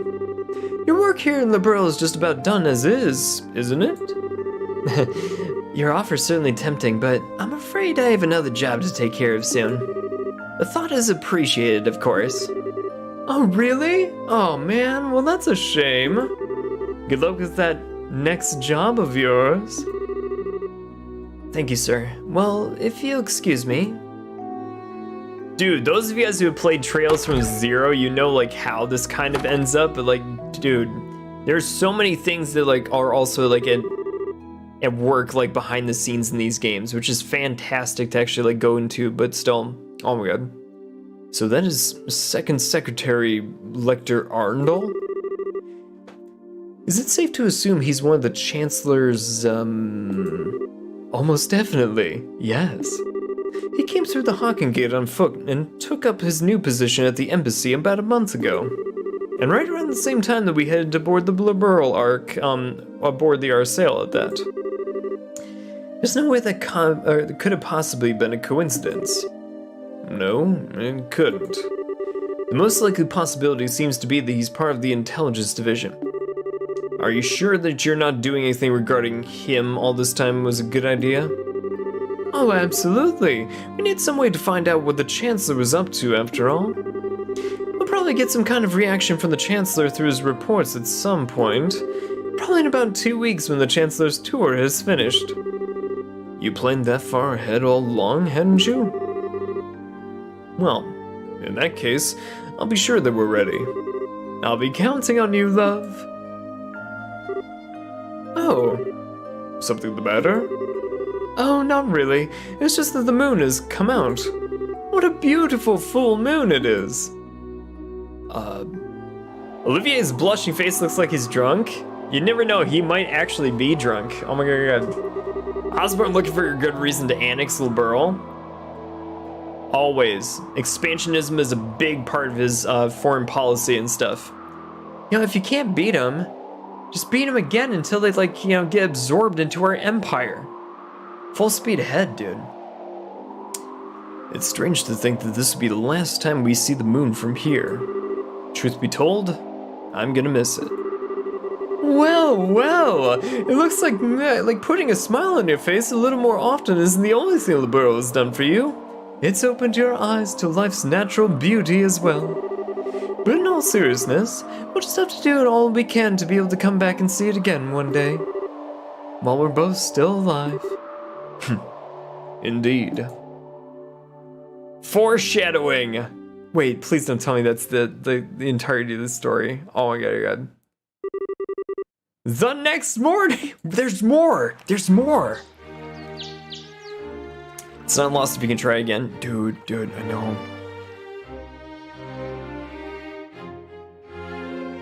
Okay, so we're with the Queen, we're with Chloe, and we're also with General Cassius. That's big lineup. Ah, Your Majesty, Your Highness, I humbly thank you both for your generous hospitality during my stay in your fine kingdom.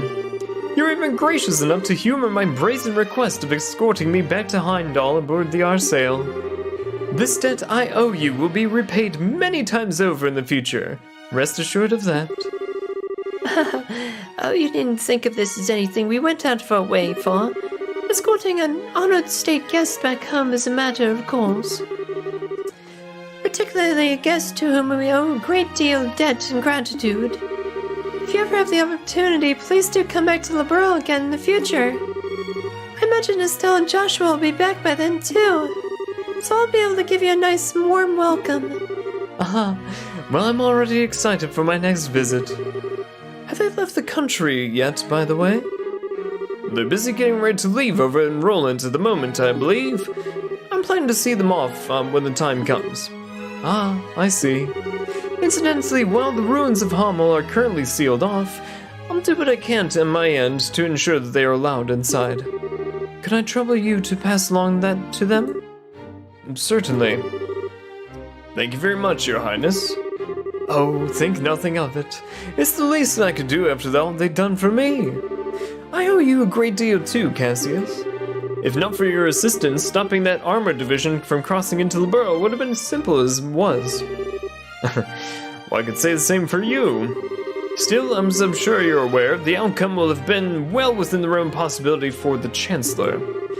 I doubt he was even surprised by this incident. Really? Most likely not. Arabonia has nothing all to gain from using the situation to occupy the borough. Certainly not to the extent that it would be worth going out of their way to develop efficient steam tanks. The only reason I can see him doing for what he did was to show power to surrounding nations, a statement that even without orbital power, Arabonia's army could still act. I indeed suspect that it was his true aim all along. Oh my, oh goodness. So you did notice. The orbital shutdown phenomenon was a complete unknown to the rest of the continent. Perhaps it might never occur again, but there's always a chance that it might, whether it's here or somewhere else entirely. Why, here the Empire only built a relatively small number of those tanks in all too, certainly not enough to launch a full-scale invasion. And by the sounds of it, they were just put together in Reinford's factories using parts intended for standard orbital tanks. But as it stands right now, the know-how to put together tanks like that only exists within the Empire. In these unpredictable times, no other nation has the time or resources to try and develop extremely inefficient steam-powered weaponry. In a sense, because of what just happened, the Imperial Army's effect as a deterrent is even greater than ever. He's using war as a diplomatic tool, and very effectively at that. Well, none of this had ever occurred to me. I have a long way to go before I'm fit to be a ruler of this country. Oh, don't beat yourself up too much about it, Chloe. He's no ordinary foe, even for the most hardened veterans. The Chancellor always seems to be thinking of several steps ahead of the rest of the world. It's an impressive thing, no matter what we may think of his actual ideas. I'm quite a reckless fool for trying to challenge him, if I do say so myself. Don't be silly, Your Highness. How can you say that with a smile on your face? Is utterly beyond me. You should focus on building yourself a strong foothold to begin with. I do hope that you be careful. No matter what may occur, be sure not to lose sight of exactly where you stand. Ah, but of course, Your Majesty. If I were to go and bring shame upon myself now, I'd be wasting all the effort involved in escorting me back home. I'll be sure to take what you've said to heart. Excuse me, Your Majesty. Who's this? Hilda, the maid. But like he acts like a dit, so he's actually pretty smart on the surface. Not sure why, but to be honest, Olivier reminds me of the Scarlet Pimpernel. Ah, you know, I mean, like he does have a certain like he has a certain like eccentricism about him for royalty and everything like that. So that's why I kind of give him that like, how's it going? What's going on? It's so wonderful to see that kind of like air about him or something like that. But then again, he was kind of like that in like most of the games that I've seen him in and stuff. But still, he's a character, that's for sure. Hilda? Oh, whatever is the matter? It's not often I see you so flustered. My apologies, Your Majesty. It's just that a guest for you has arrived, all of a sudden at the castle. Ordinarily, I would have rushed in while you were meeting with others, but the visitor is so irregular that I thought you should know at once. Is it Chancellor Osborne? I wonder, I don't know. Irregular? How so? It sounds about time, like it's time I take my leave then. Actually, the visitor said he would like to greet you as well, and not just Her Majesty. What? Hilda, just who is this visitor? Well, he introduced himself as Chancellor Gileath Osborne of the Erebonian Empire. What? The Chancellor's supposed to be on the eastern side of the Empire. What is he doing towards the south and now making his way to Liberl? Again, this guy is a warmonger and an expansionist, so, if you're talking about like context of like histories or like surrounding imperialism, this is a guy who likes to expand the empire and like absorb territories and all of the good stuff. He uses war as a weapon too, but still, I didn't know we were actually going to be seeing him. This is his first appearance in the whole series. I know, because we like heard about this guy. What was it in the last game and everything? You heard about him, but you never saw him until this point. Oh shit. Yeah, that's him, dude. Elector's right there by him. Oh my god. It is an honor to be granted a personal audience. I am Gileath Osborne, representative of the Imperial government. My apologies for the abrupt intrusion. Gotta give this guy like a bombastic and deep voice or something like that, but still. No, Claire, huge L. Oh my god, dude. So you are Chancellor Osborne. And it is a pleasure to see you again as well, Your Highness. It's been a year since we last met, has it not? I hope these passing months have seen you well. Yes, a year sounds about right. Still, why, I hope you'll forgive me for asking, sir. Just what did prompt someone of your stature to appear at the castle without warning? I'd very much like to hear your side of this story. My apologies, Your Highness. You see, these past few days I've been touring Eastern Erebonia on routine inspections. It's been going very smoothly, more so than I initially anticipated. I had enough free time in my schedule to pay a cordial visit. Oh my. Is that so, sir? Naturally, I would have preferred to come here while the crisis was still unfolding like you yourself did, Your Highness. Unfortunately, the confusion in southern Erebonia was simply too pressing a matter, and I had no choice but to deal with that first. This is the first chance that presented itself to come here and meet directly with Her Majesty, so I acted with utmost Expediency. That's a $10 word. Expediency. He definitely looks like an imperialist. Dude, greasy he is. I did not expect the long hair. Dude, this guy, is a very powerful and, like, battle-worn individual. He has had a crazy past, and there's a reason why he is the way that he is. But you'll have to see that in the upcoming games and everything like that, but still, oh my god. It's nuts what this guy's up to, but still. I hope you forgive my lack of proper decorum in failing to give advance notice of my arrival. That does make sense, at least. Regardless, please don't concern yourself with me. I mean, no doubt you wish to offer your greetings to Her Majesty. Why, thanks, Your Highness. So again, you gotta give him like a very deep voice that comes from the gut or something like that if you really want to like try to voice act this guy, but still. Well then, allow me to extend my most heartfelt greetings to the both of you, Queen Alicia and Princess Claudia. It's abundantly clear that the crisis that unfolded here has been quite the ordeal for yourselves and your nation's people. You have my deepest sympathies for the hardships that you have endured, as well as my commendation for bringing the situation under control. I thank you for your kind words, Your Excellency. If anything, we should be apologizing to you for the fact that this other side of your nation was caught up in what should have been our problem. We should be the ones going to you rather than having you trouble yourself to come all the way here. I beg you to accept our apologies together with my deepest thanks for coming here today. I would never ask for apologies. I've heard of what happened was the work of a shadowy organization stirring up trouble within your borders. While I meant well by sending a military force to aid you, I wouldn't have done something so careless had I known the truth of the matter. My actions were rash, foolish even, and I was rightfully reprimanded by His Imperial Majesty for them.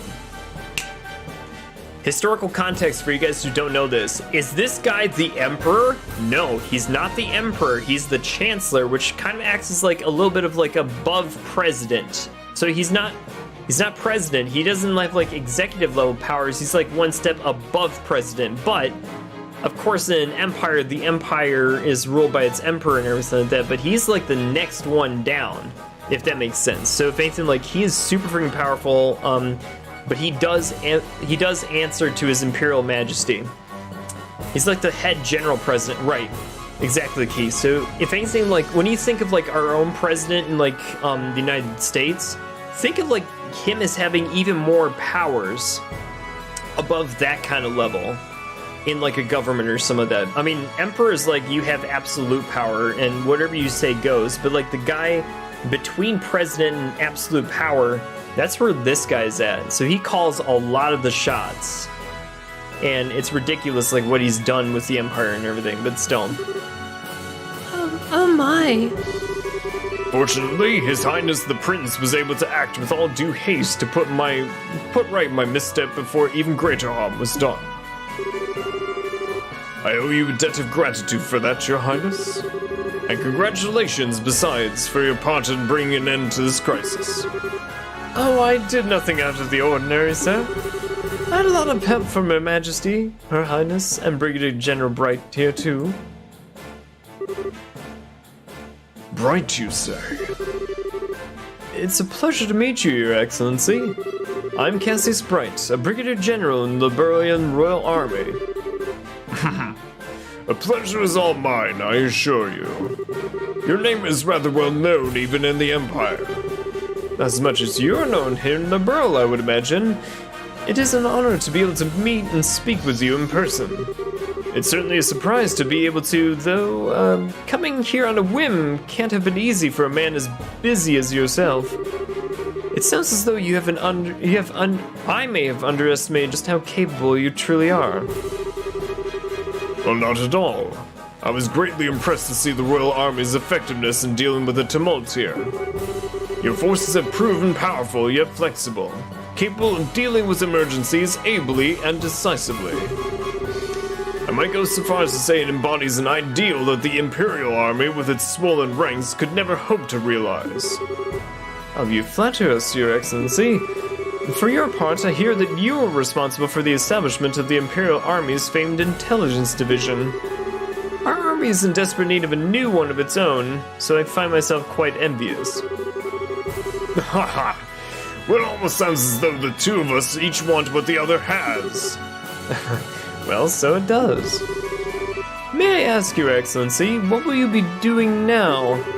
For my part, I'm intending to leave Liberal today, so I'm afraid I won't be around much longer. Yes, so I've been told. I believe you're intending to make your grand arrival in Heimdall aboard the famous Arceo. I'm impressed that you are already aware. I almost wish that I could return to Erebonia and board it alongside you. But alas, I'm afraid that I have all the business demanding my attention after I'm finished here. I'll be leaving the Burrows separately this afternoon too. Oh, that is a shame. I would very much have liked to invite you to this evening's banquet. Oh please, you do not need to go to such troubles on my account. I feel as though I put you out enough showing up unannounced as I did, to say nothing of dining with such esteemed company. Still, I do have some time before the airship I'll be leaving on is due to depart. And that being the case, might I ask of a little bit of your time, Your Highness? I have a few things I would like to discuss with you personally.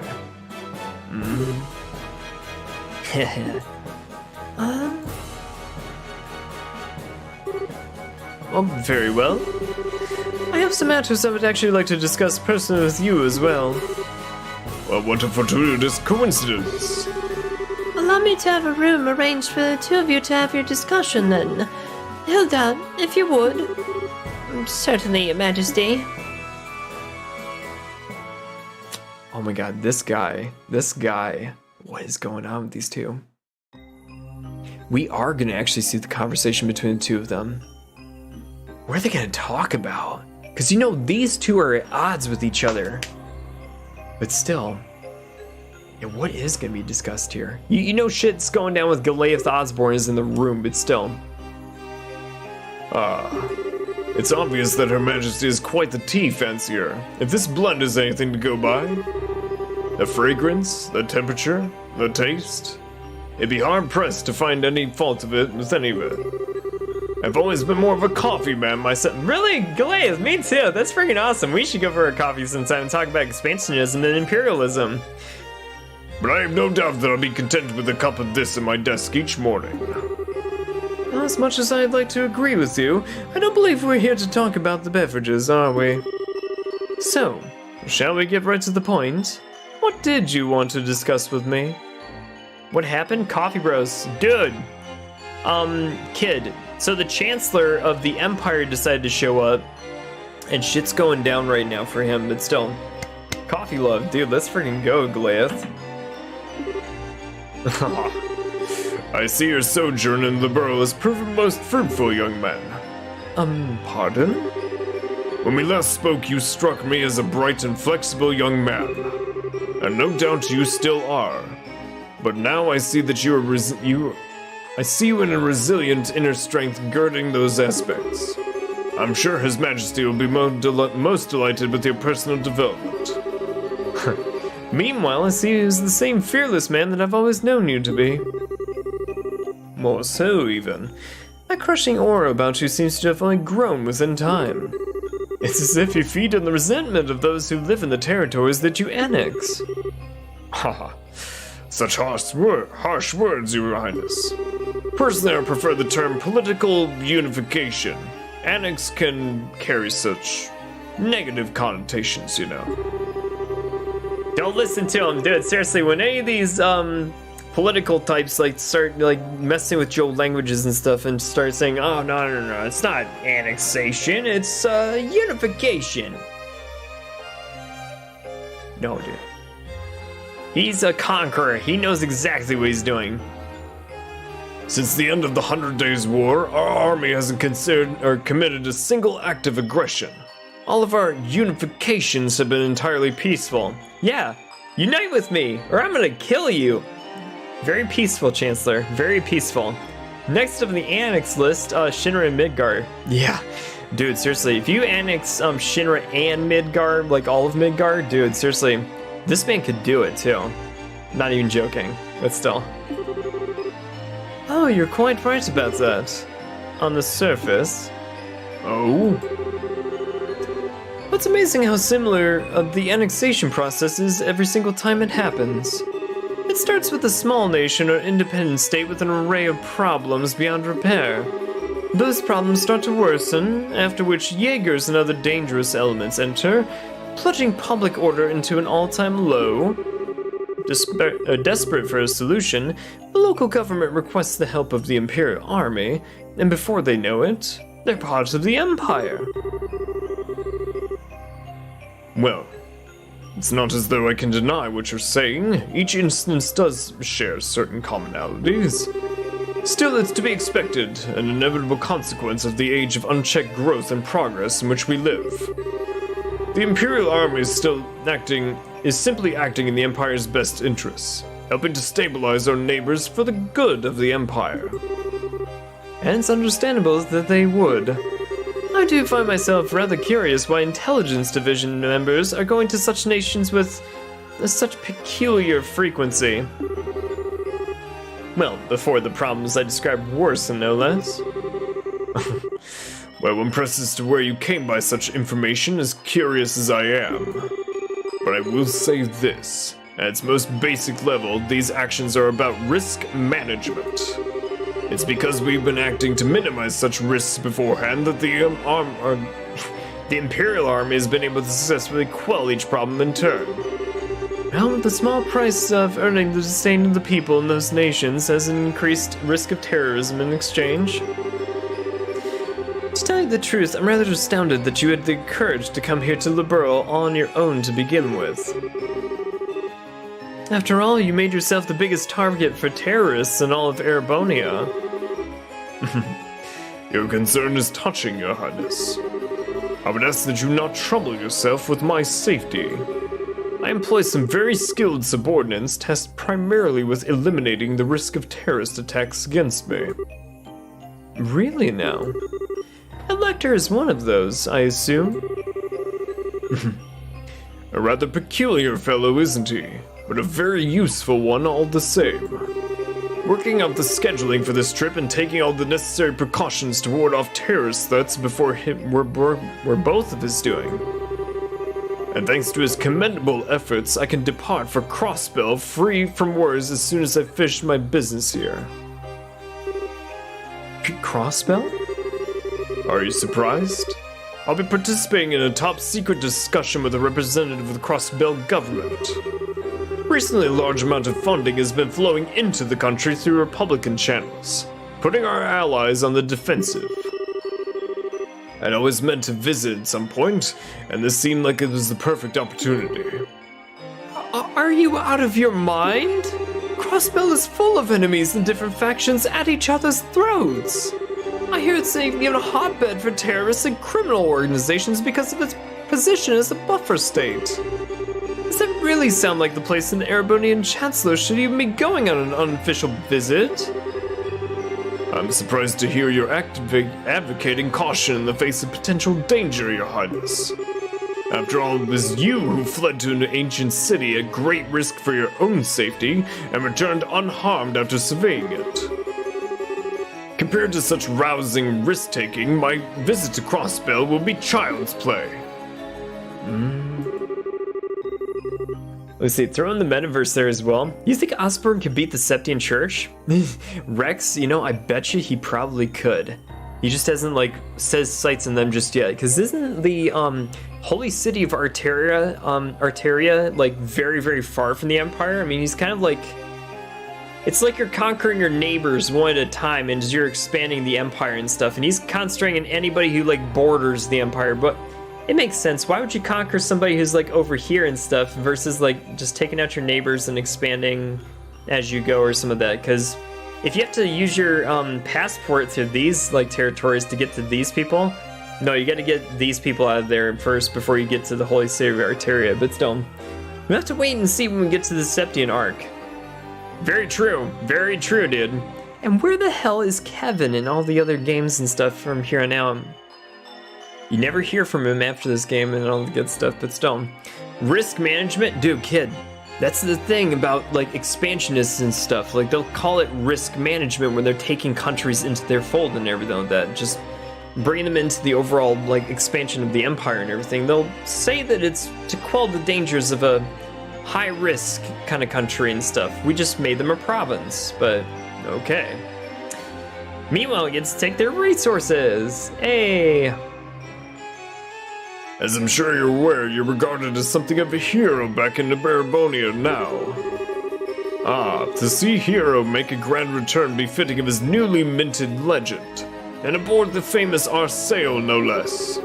Naturally, our hero has also taken the time to ensure that every known newspaper and magazine are aware of his homecoming too.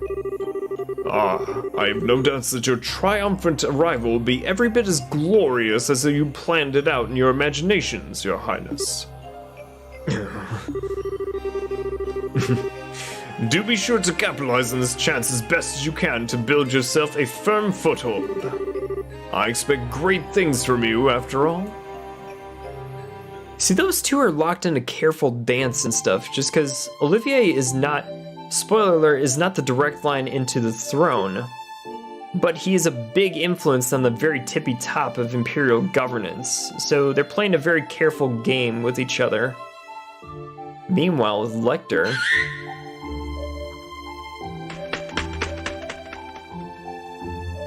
oh, this is interesting.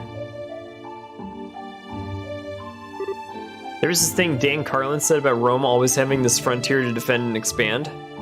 Right, well, then again, an empire can only, like, expand so much before eventually it gets so far out from where it originally started from, and how so many cultures have rejected, like, its original influence, that the farther you get out, the worse it gets to try to maintain that sort of thing. But still, history, gotta love it. Scree! Hey there, buddy. You haven't changed a bit, huh? Scree, scree, scree! Scree, scree! Really? Sounds like a ton's happened, huh? It's nice to see you and your master are doing alright. Scree! Lecter. It's gotta be Chloe, right? Yeah, it is. Oh my god, these two know each other from the Royal Academy! They just didn't know it was, like, what each other's role was up to this point. Well, good day to you, Your Highness. Pray I'm not causing any trouble by taking a tour of the castle like this. The view from this terrace certainly is beautiful, isn't it? What happened to you, Lecter? How'd you end up working for Chancellor Osborne? I'm sorry, I haven't the faintest idea of what you mean. Are you perchance mistaking me for someone else? Your name is Lecter Arundel. You were the student council president in Genus Royal Academy, which you attended before leaving something 2 years ago. So no, I'm not mistaking you for someone else. Still and Joshua are in other games in the franchise. After this game, Kevin he just falls off the map, doesn't he? I wonder if that's intentional. And I wonder if they're gonna bring him in like some crazy moment that they just haven't written in just yet. It's like in Cold Steel 4, you saw like almost everybody, so it's like, how? The argument in the Senate was ever present for generations. True. But that's where you're wrong, because my name is actually Lecterendal. I can certainly see how our names could become mixed up, however. They are scarily close. Still, now you know, I mean, please just call me, Lek. Don't try and joke around with me, Lecter. Do you have any idea how worried all of us were when you disappeared without a word? You submitted your notice to leave the academy and then you were never seen again. Even the otherwise calm Leo let out a cry of anger when he found out. And all Lucy could do was give a sad smile and say, oh, this is just like him. The whole time with tears in her eyes. Oh my god. I can't do the ladies' voices too much, like with all this stuff and whatnot, but still. Jill and Hans were heartbroken, and so was I. Yet even after all that, after all this time you finally showed yourself, knowing full well that I'm here. This is how you act, by pretending you're someone else. But, I mean, come on, Chloe, you gotta be used to it at this point, like for real. Lecter! Sorry. No need for the scary glare there, Chloe. You're still taking things way too seriously. Looks like it'll take more than stepping up as crown princess to change that part of you. Oh, But you know, seeing you makes me feel kind of relieved. I always figured if someone like you became a crown princess that you have virtually no freedom to do anything other than work. But from all that's reached my ears, it sounds like you're actually doing alright for yourself. You even made some great new friends after I left the academy, didn't you? Nice. I sure did. Nonetheless, it's thanks to you I was able to change it all. I mean, you were the one who gave me the first push in the right direction. Never got the chance to thank you properly after you left. All this time, I've been grateful to you. Well, consider me honored. Do I get a kiss in return? You do not. I may feel respect towards you, but nothing romantic. Aw, man, that's a bummer. There was me, all taken in by how pretty you become, wondering if this could be the start of something downright magical. And what happens instead? My dreams of romance and sweet smooches are crushed to nothing before they can even begin. I know you don't mean a word of that, you know. You're looking very sharp yourself, though. Surprising to see. Every time I've seen you before today was in a heavily frayed uniform worn in the most sloppy way imaginable. As you can find, I was merely making a fashion statement. That wasn't laziness or slobbishness. Is that a word? Slobbishness? Slobbishness! Every part of it was carefully calculated and considered to have maximum effect. Scary thing is, I actually believe you. It always seemed as if you cared for nothing but having fun and causing trouble. Yet when it came down to it, you were wise beyond your years. Finally, I've seen the reason behind that today. I'll ask you again, Lecter. How'd you end up working for Chancellor Osborne like this? Just what happened to you between you submitting your nose to lead the Academy and now? Is he gonna tell her, or is this gonna be it? Oh, we're going back here now. Do you now? I have to admit, never imagined that would be the case. On the contrary, I was expecting you to tell me to back off. Oh, Adios forbid. What reason would I have to suggest such a thing? After all, at the end of the day, our positions are functionally the same. I'm not sure I understand there. Do you not think so? Personally, I find it difficult to believe that you would not harbor some hatred towards Erebonia as it is today. A grand empire clinging to the glories of a bygone era, ruled by the nobility and shackled by meaningless conventions. Am I wrong? People call me the Blood and Iron Chancellor, as though I hold the whole of Erebonia in the palm of my hand. But in reality, my position is far more tenuous. I have supporters and allies in the capital, certainly, but outside its walls, the nobility holds far more sway than any of them. And while it is true I hold a great amount of power in the form of the Imperial Army, even then I only truly command about 70% of it. The remainder is loyal to the nobility, who also maintain their own private armies. With those factored in, my advantage shrinks. My advantage shrinks substantially. That's tongue twisters of words all strewn together. We saw that in Cold Steel 2. Dude, Cold Steel 2 is great. I love it, dude. Osborne looks so ugly in this art style. It gets better. I mean, they kind of do a little bit better with the subsequent ones, but still, what is his portrait in, like, the Crossbow games? I forget. I don't know if it, like, gets any better in those games. It gets better in the Cold Steel games, surely, but still. So you see, I'm still very much in the midst of a battle to truly exert control of the Empire. Which is why you're building railways all over the country to expand your area of influence, I imagine. And you've been annexing the new territory to that same end. As I've long thought, you clearly understand me better than anyone else. That is why I'll say this once again. Work with me, Your Highness. With your support, our nation will be able to bring about real reform faster than ever. The noble faction, bloated with its centuries of decadence, can be stopped before they have a chance to unify against us. Surely that's what you desire more than anything. Let me just ask a simple question, Chancellor. What connection do you have with Ouroboros?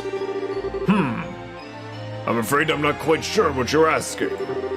I will say this, however. I'm a firm believer in using every resource at my disposal in the name of achieving reform. That's the way I believe in handling politics. Oh, I see. Well, it certainly does seem as though we would seem eye to eye in many ways. And that's all the more reason why I'm afraid I must refuse your offer. Oh, is that so? Well, yes, I find it difficult to like the rotten noble faction that exists in the Empire, of course. Or perhaps you're right that hate is the more appropriate word. But my feelings of fear towards your methods are far greater than my feelings of hatred towards the nobles. Ooh, this is Prince Olivier, like, really standing up to this guy. That's crazy. I want more Joshua and Estelle. Derek, that's why I put them as heads of the party, but still. Cold Steel to go as 3D models so they don't need any portraits anymore? True. That doesn't stop them from putting portraits together for some of the text styles and everything, but still. What you seem to be doing is trying to compel Erebonians with a delusive utopia to whip them into an enthusiastic frenzy. No doubt by successfully convincing the people, the old guard will fall into the metaphorical firestorm created. And yet by then the gears will have already begun turning.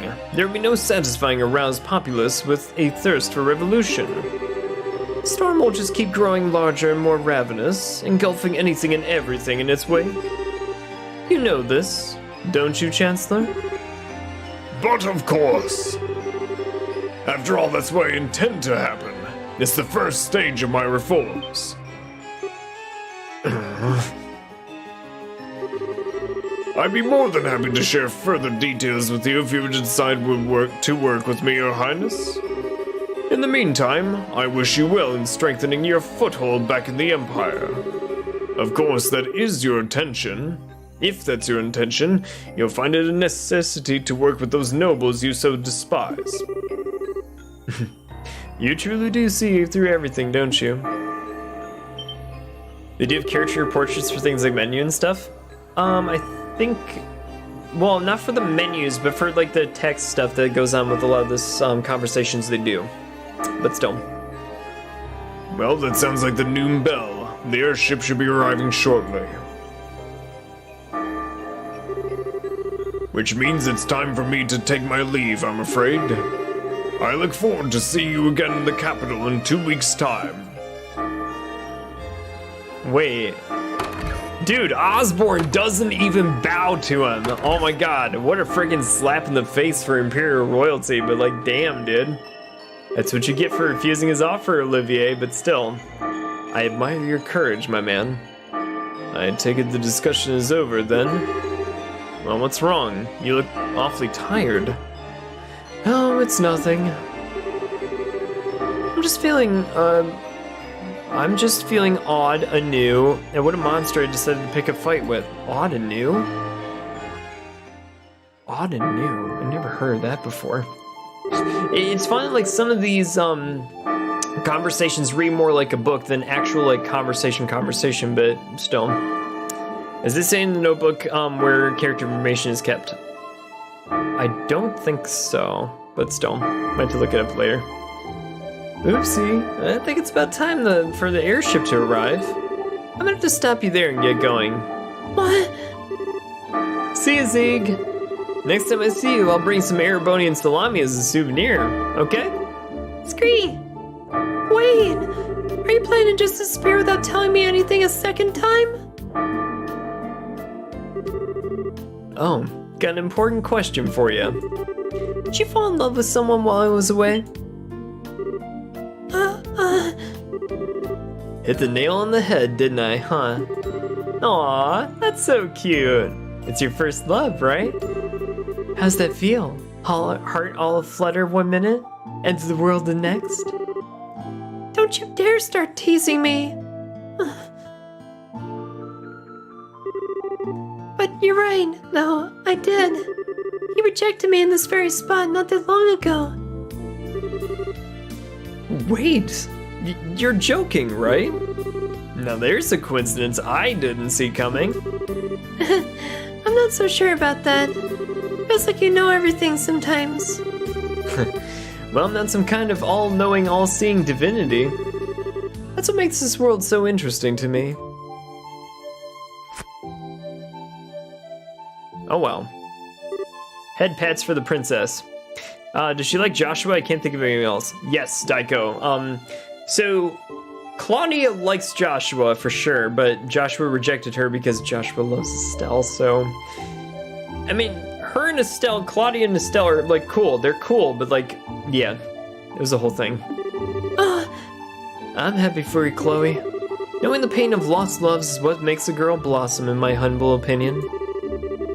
You feel like the whole experience would let you get a little step closer to the person you want to be? Well, what about you?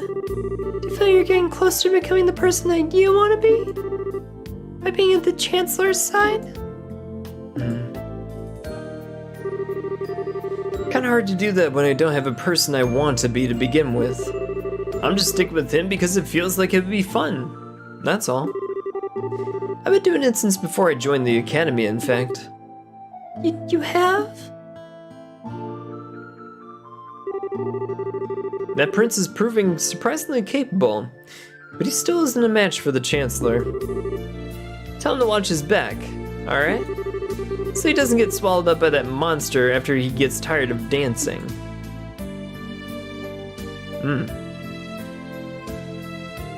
Interesting. Very interesting, this guy. Goodbye, Lecter. Oh my god. This side quest chapter thingy was super freaking interesting. It's still going. Oh, what? Dude, this is great. I freaking love like little side stories that add more to the world. Thank you all for waiting. The Calabria International Airliner bound for the Principality of Remiferia will be departing momentarily. Please mind your footing when boarding. Remiferia, that's where Teotot's from. Oh my god. Well, actually, technically, she's from the Republic of Calvert, I think, and then moved over to the thing when the thing... spoiler alert with all the crazy shit, but still. Anyways, let's see where they end up with this. Walking in place? Yes. They do that in these older games. For extra context, guys, these were like handheld games at some point. When they first came out, actually, but we're playing the Steam versions with this one, but still. Okay. So that was the Blood and Iron Chancellor. I can't believe he actually went out of his way to use a civilian airship when he probably has a private one of his own. I'd heard rumors about how out of the ordinary he is, but he lives up to all of them. He keeps me on my toes, to put it playfully enough. Him aside, thanks for coming all the way to see us off, Shara. I was just lucky I just happened to be have business here at the right time. Feels like this is gonna be the last chance we get to see one another for a while, after all. Rather unfortunate, as is my dream is and always was to live my days in the lap of luxury, surrounded by women as beautiful as you. Yeah, well, good luck with that. Changing the subject, though. Who was the young man at the Chancellor's side? He didn't strike me as your ordinary guy. Oh, you could tell? But of course. I'd say when I'm used to running into people who are out of the ordinary at this point, we've sure fought enough of them. Well, his name is Lecter Arundel. He's a secretary who was sent here by the Imperial government. Apparently he was the one who planned out all the details of the Chancellor's visit to Liberl. I can't pretend to know how much regarding his background, but he's exceptionally skilled at what he does. Actually, I know a little. What? Oh? Is that true? Yes. Claudia explained that Lecter once attended the same academy as her and had served as the student council president. She also mentioned his sudden disappearance at the Academy Festival, after the Academy Festival 2 years ago. Unbelievable. Then... Someone connected to the Chancellor had visited the borough first. He's very likely to have his own veritable information network established here long before I even came up with the idea. I think it's safe for us to assume that's the case. Which also means it's safe to assume he knows every detail about what's happened here since. From the coup d'etat to the crisis regarding the Oriole, all of it. This man gets more unbelievable by the minute. He actually gave me a message to pass on to you earlier too. Watch your back so you don't get swallowed up by that monster when you get tired of dancing. Well, he sure knows how to sting where it hurts, doesn't he? I feel like I can see a whole new world of pleasure opening up before my eyes. He should know better. Getting outdone at every turn like this is not really my style. What do you mean? Captain Schwartz? I have a little favor I'd like to ask for you when we're in the air. What's the favor? What's the favor? Oh, we gotta figure this one out. This chapter has been like a long one, but I love it though. Meanwhile, with the Chancellor Lecter... I'm rather impressed with how Prince Oliver has come along. No matter how he chooses to act from here on out, he will have his uses, to be certain. You would say that, given that you think of everyone as your pawns. There's me, the Prince, that society. Indeed, and I am much the same. We are but pawns in the vast game board that is the Empire, where a thrill like no other will take place. But it's because you too wish to see how that game plays out now that you've chosen to stand with me, is it not? Well, hey, what can I say? Just don't forget that this piece right here might not be loyal forever, alright? And such a betrayal would be perfectly fine by me. Or do you honestly think I ever considered the possibility that it may happen? Just thought I'd come out and say it, sir. Just saying. How are the other Ironbloods doing, by the way? They're all doing very well by the sound of it. At the rate things are going, there's a chance that all the prince's efforts will be for naught. Perhaps I ought to hold back on him a little. You sure don't pull any punches, do you, sir? You know something? I wouldn't write him off so easily if I were in your shoes. What?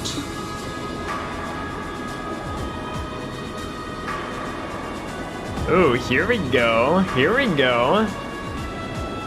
What, are you guys gonna say hi or something? What?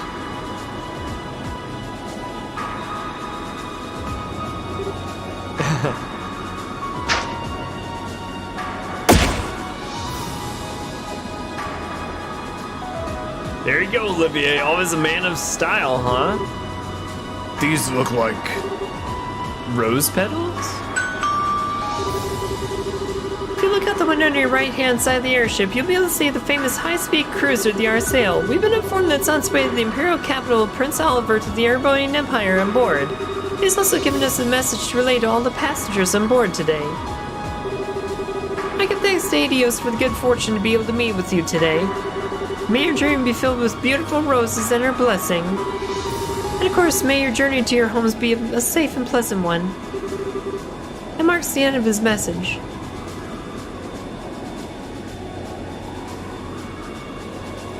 Oh, wow. Okay. He's a man of style. He's essentially saying, game on, Osborne, game on. But no, for all of you guys who are interested in the history behind these games, they were actually thinking about going directly into the Erebonian arc after these games, but they stopped themselves and actually took it towards Crossbell for 2 games in between. I guess they felt like more context was needed before they got into the Erebonian arc, which I actually love the fact that they actually did that. It adds so much to the continent and its history, but that's just me. I prefer more games than less games, but that's just me. I never thought there'd be a bigger dumbass in this world than me, and yet here we are.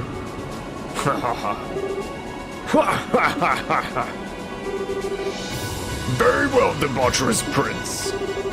I look forward to seeing what you can do. Show me how long you can hold out against me. Well now. Well now. Oh, that's interesting. I love that. Side story Return to the Empire is finished. Dude, damn. Received Divine Eye. And a shit ton of money. Wait, okay, hold on. So Divine Eye, what does that do? I'm so curious. You never like put this on Olivier or some of that. Like, what does it do? No, here we go. Sent Eagle Eye information. It has all of those things on one quartz. Holy shit, that's a lot. Wait a minute. Wait. Mueller, I definitely need to like actually like put more stuff on you because I've been lacking with you and stuff like lately. Beyond a doubt, I need to like actually like get better stuff on Mueller just because I haven't done jack shit with the guy actually, but that's just me. Sad but true. Wait, you know what? Mueller, you can have that Divine Eye thing. Wait, oh, he needs to... I haven't actually unlocked more with Mueller? Well, I didn't need to, but... Oh. Save the game and save often. What is our tenant, guys? Dude. Alright, Star Door 10. And then we got some Sun Door action to actually get into, but let's do Star Door 10. Brings me the girl who plays with a giant doll. Ren! This is one for Ren. Okay, gotta go back and get her now and everything like that. Oh my god, the doll is powder modder and everything. But still, we need to actually like get her in the party and all the good stuff. This is a Ren door. Leave it to Ren. I'm very cool with that. Well, let's put Tita in there too. Like Ren and Tita are like peanut butter and jelly. You can never separate the two of them, or you never should. Star Door 10, let's do it. Dude, this is gonna be awesome. Holy shit, okay. I call it Voicer Save the Game Wizard. Dude. What is this? All right, no, seriously, save the game again. Just because. All right, what lies beyond this door? Bring to me the girl who plays with the giant doll. However, inside a trial awaits her. Should this fail to deter you, open the door and step inside. Dude, it's totally Ren. Come on. Oh my god. Come on. Do it.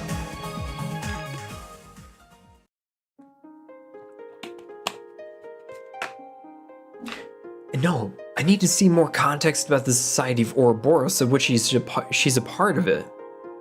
So I wonder if we can get some story and background on those guys now. What is it? Overcome the trial before you, then I shall grant you a memory fragment and my blessing. Just her alone? Didn't even have anything to do with crafts or stuff like that. Fine, no use crying about it or anything like that. Let's actually do this thing. I wonder if we can actually do some like arts or whatever. This might actually like be really helpful or whatever, but still. Diamond dust? Shit. She's not really that great at arts, but she can be, I guess. Let's do this at first and see how that goes.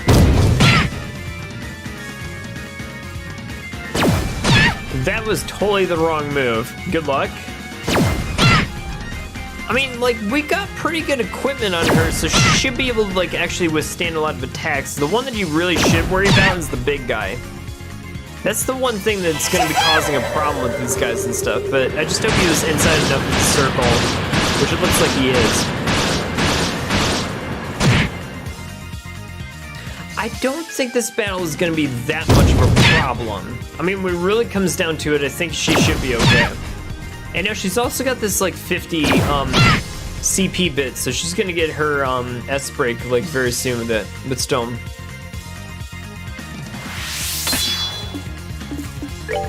Should I do something crazy?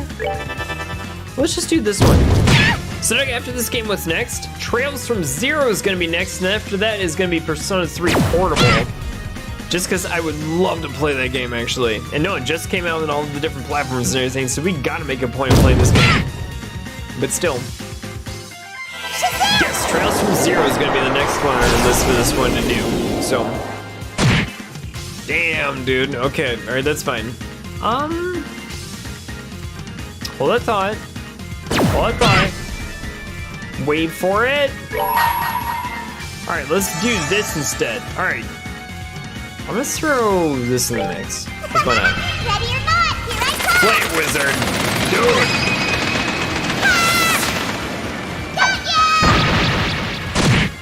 Kill him, Red. Come on. Let's go, girl. Now again, these guys hit like very, very softly with this one. Like there's no damage to be had by it, but we're just recovering like combat points, but still. You should definitely play the Harry Potter game coming out. Excited for it? Dude, that is gonna be a crazy game that's gonna be like taking me out of like humanity. And I'm gonna be basically like just in my own video gaming world like when that comes out.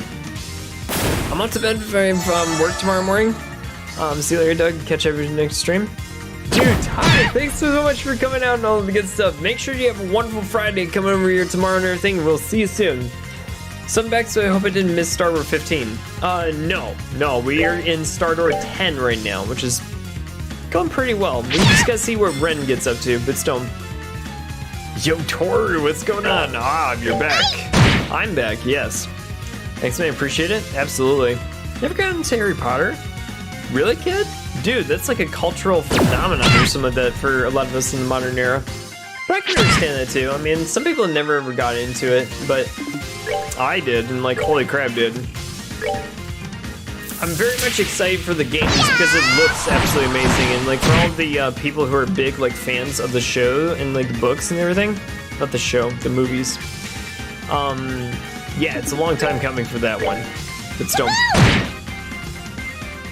That didn't kill him? Ah, shit, Ren, come on. I was like 1-year-old too. I mean, even so, like a lot of people have gotten into the books like even later or some of that, but still.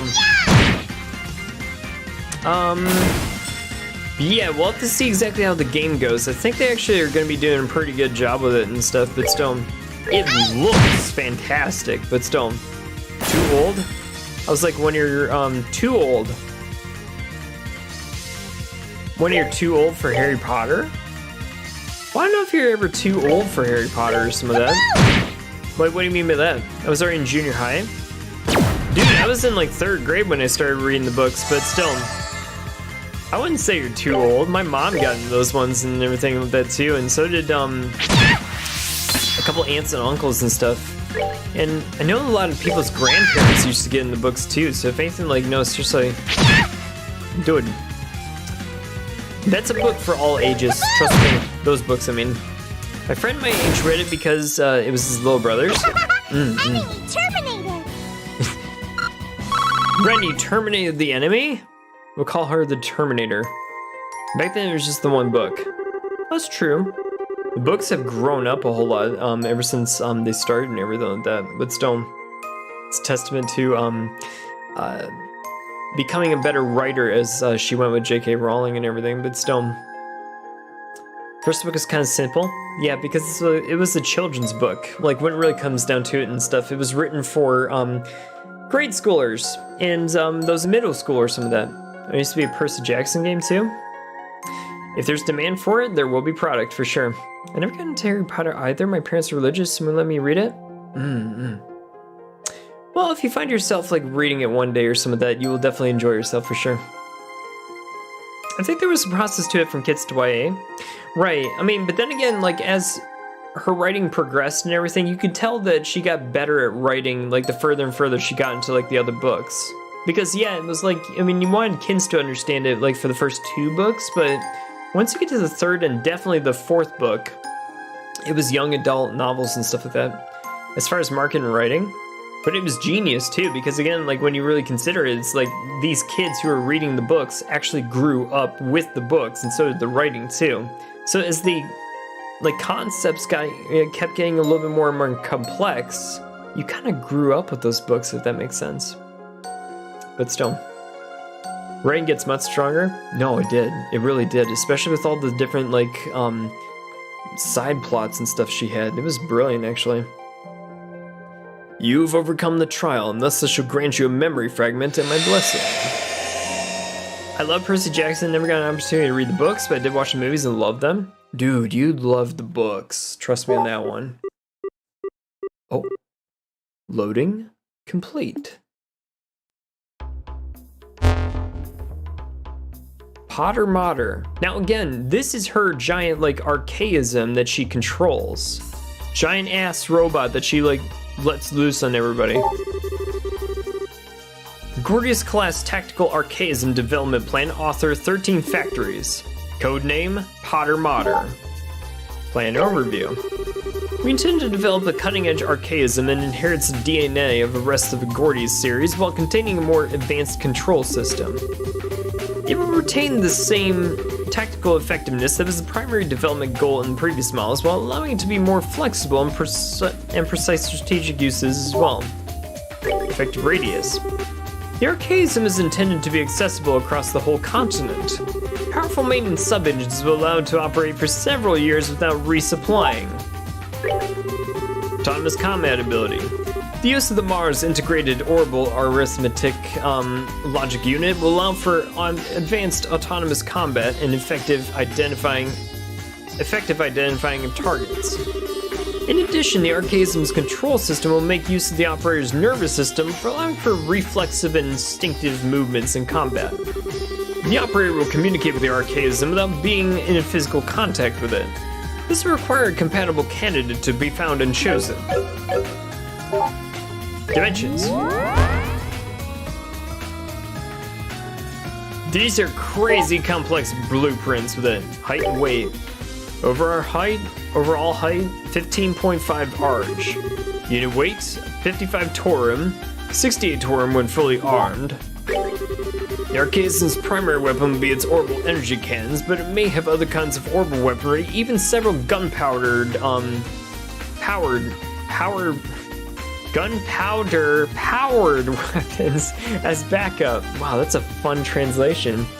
Gunpowder powered weapons. They give you all the tongue twisters for this one. It will also have a revival system which will be used in orbment to generate healing energy to heal or revive its operator in times of danger. Our material. The armor plating will be made of Curdeligon alloy. Curdeligon is the most fitting material to use given that it's the most capable we have access to all regards. For data regarding strength, see the files on the Gospel plan. Current progress. New engines. Development is proceeding smoothly in line with the plans drawn up by Professor Novartis. Tests have also confirmed that they are already capable of providing power to the actuators. However, the professor also raised concerns about the low responsiveness of the flight engine. This is especially true of the anti-gravity generator. He concluded that the engine as it stands cannot be put into actual use. The possibility of using the boosters to provide additional propulsion is under consideration. Actuators. Development of the actuators is experiencing significant difficulty as it is impossible to simply use the same ones as the other archaisms. Increased size of the main weaponry means that the archaism's weight during combat is significant, and as a result, problems have been occurring in durability tests, especially with the leg joints. It may be possible to make improvements in this area using precise controls so the weight burden is spread evenly rather than focused on one point. Main armaments. The orbital energy cannons which serve as its primary armaments has been successfully tested. However, by the order of Professor Novartis, the possibility of them becoming twin mounts is being analyzed and yet to be equipped. The new orbital engines are expected to be able to provide enough energy to compensate for the necessary increase in output. Control system. Experiments regarding the control system are currently ongoing. For the results of the experiments that have been carried out so far, see a separate entry. Experiment results. Dude, how did Ren get control of this damn thing again? Oh my god. Tests of the control system continue to be performed. However, none of the test subjects has been able to realize the expected level of precision we are aiming for. The results of the main tests conducted by Professor Novartis and his team can be viewed above. Test subject A1, abnormality during phase 2, comatose. So you tried to use it and pilot it or like control it and you end up in a coma. Great. Test subject B3, cardiac, you can have a coma or a heart attack. C1, insanity. D7, comatose. E3, cardiac arrest. F2, comatose. Comatose, mental breakdown. As can be seen, all the test subjects failed to adapt to the control system. Nonetheless, the society continues to supply test subjects, and we intend to keep performing further experiments. We received word from the society that development is to be temporarily frozen. The reasoning is the stability of the control system is in question. From now on, only the test subjects carefully chosen by the society will be taken in part in connection tests. Dude, imagine like trying to pilot a machine like that and you end up either dead or insane or in a coma. It's crazy. Test subject R3 successfully completed all 4 testing phases. Note, the subject did experience a small degree of flashbacks. She succeeded in communicating with Potter Mater, ascertaining the society's intentions in regarding to resuming development. Subject R3 has succeeded in operating Potter Mater, ascertaining the society's intentions in regards to resuming development.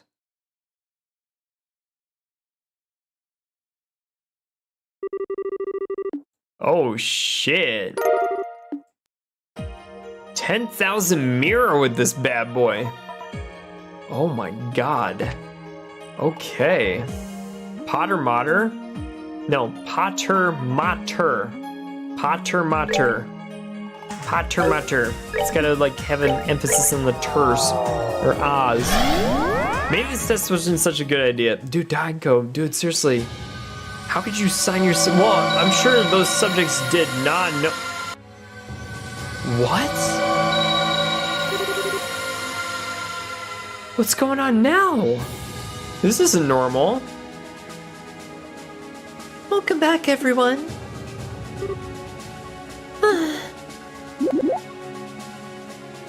Ren, what the hell happened? You okay, Ren? We can stop here and rest a bit if you're feeling tired. I'm not tired at all. I just got something on my mind. Something on your mind? Like what? Well, I suppose it can hurt. Let me give it a try.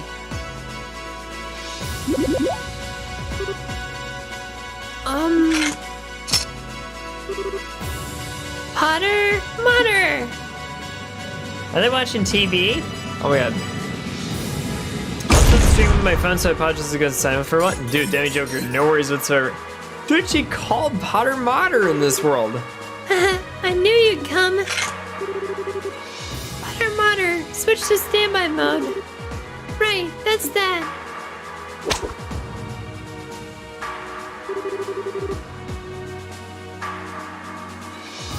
Ren learned the Potter Mater S-craft. Set Potter Mater as Ren's S-craft. Yes, yes, dude. Oh, we gotta see this. What? Why do you all look so surprised? This world can be directly influenced by people's thoughts, right? We've already established that much. So why wouldn't Potter Mater come for me? Oh my god.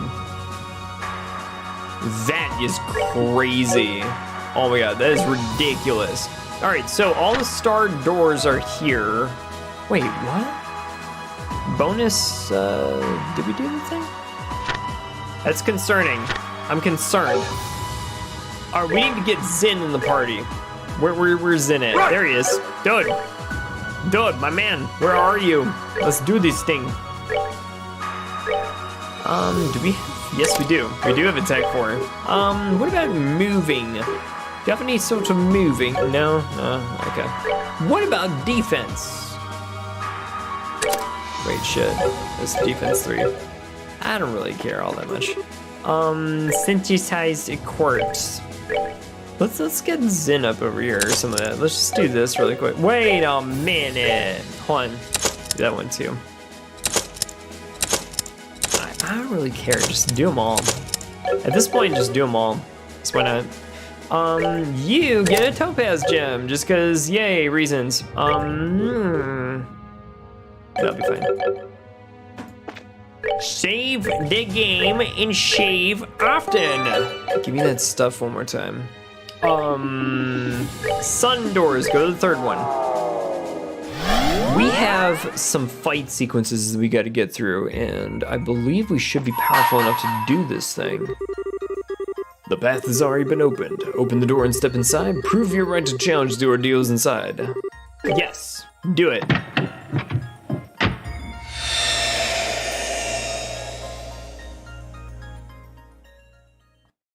What awaits us inside, I wonder? Ah, good day. It's nice to see you. So would you like to participate again? Oh, is that an invitation I see? Could I trouble you to hand it over? Tournament invitation was carefully inspected. Thank you. You may now challenge the hard arena whenever you see fit. What would you like to do? Do it! Hard. Splendid. Well then, if you don't mind following me. I don't. Alright, do it! Let's freaking do this thing. We should be able to beat it, whatever it is, just because we over-leveled ourselves at this point, but what do I know? That looks kind of ridiculous. It's now the moment that you've all been waiting for. Tonight, 4 new warriors will be stepping up to the plate and challenging the hard arena. Let's get right to introducing our fierce fighters, shall we? In the blue corner, we are led by Senior Bracer Stealth Fright and a mysterious team of Black Jaegers in the other corner. Let it begin! Alright, let's do this thing. I think we should be able to, like, do the thing without any, like, qualms about it or some of that, but still. Hey, Joshua, you got something up your sleeve? Let's do a true Black Fang shit. You're finished. Come on, kid.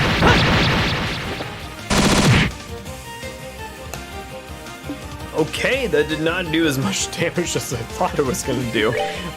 Estelle, how about we just have you boost everybody's morale since you're, like, decidedly within the same area. Okay. Alright, they don't hit as hard as I thought they were gonna do. But okay, alright, that's fine. Renade, how about you do this? Oof. Come on, guys, come on. I know, it's like do it. If only Zin could actually register this sort of stuff or whatnot.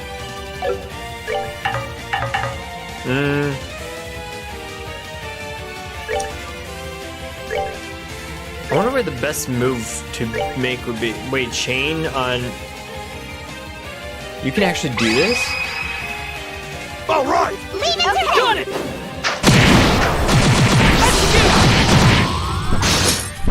I didn't know you could chain 4 people. I thought it was just limited in 2. That's freaking awesome, actually. I did not know you could actually chain like more than 2 people. Oh, that's incredible. That just changes the game up so freaking much. Wait. Let's see if we can actually do this over here. Wait a minute. She's got Potter Modder now. I want to see this. Potter Potter!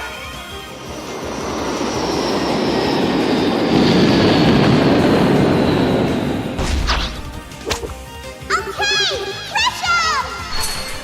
Double Buster Cannon!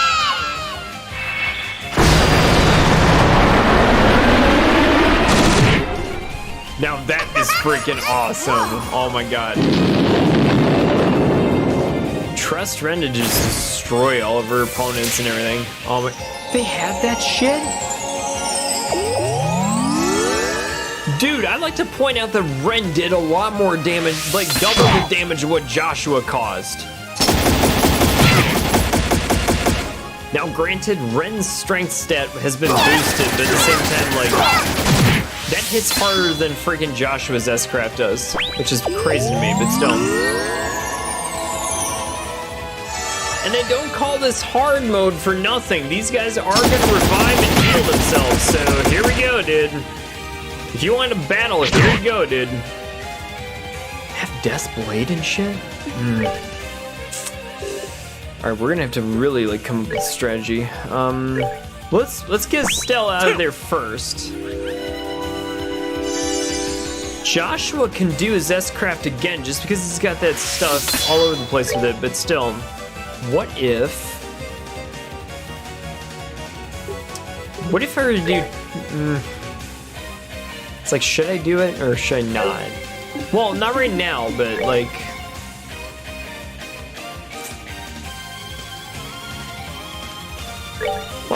Hit this guy, have Joshua use his S-Craft. Oh. That works too.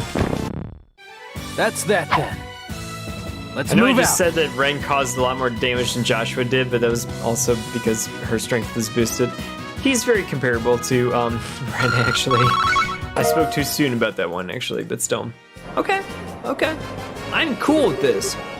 The match is decided. The winner is Estelle's team. Something also tells me we're in for another match right after this one, aren't we? Yeah. Oh, why did I do this? Let's keep up the momentum. First, allow me to introduce who will be fighting in the second round.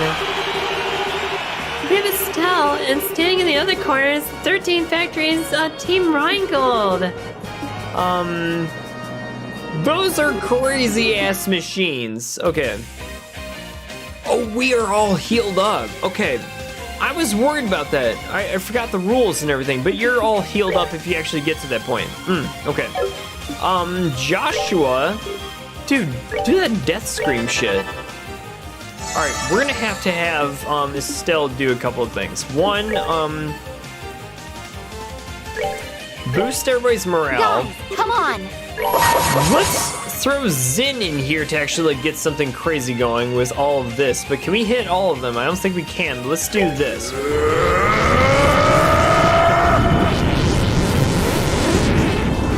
Come on, Zin, you got this. Full power.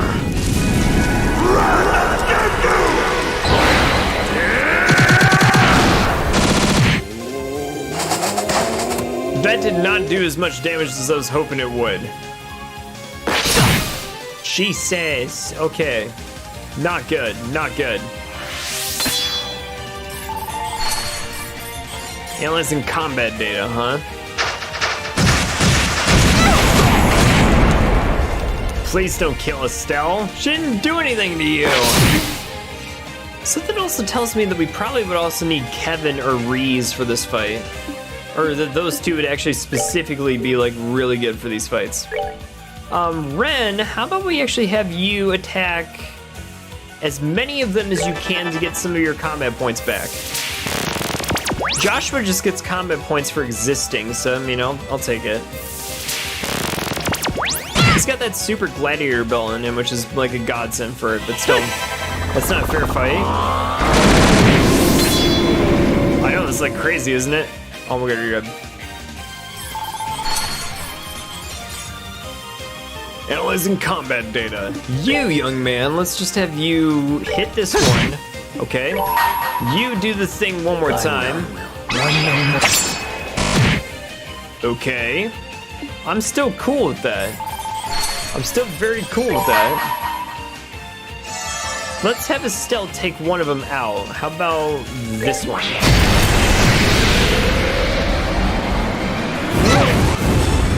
Oh, they blow up too.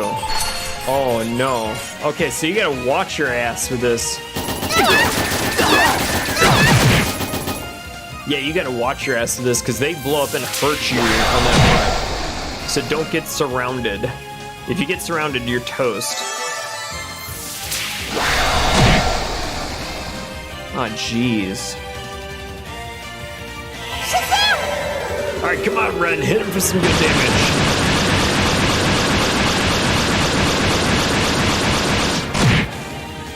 Not bad. Not the worst I've ever suffered, but okay. We're getting surrounded. This is not good. Not good, dude. Christ. Hey, Joshua, do your thing. I will. That's gonna take a couple of them out.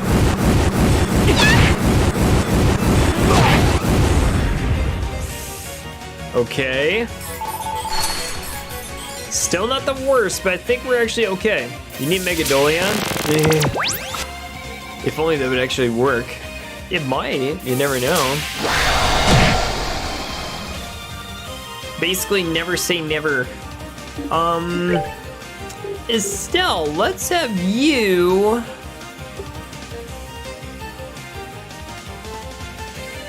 Purging Bomb on Joshua. We're good to go.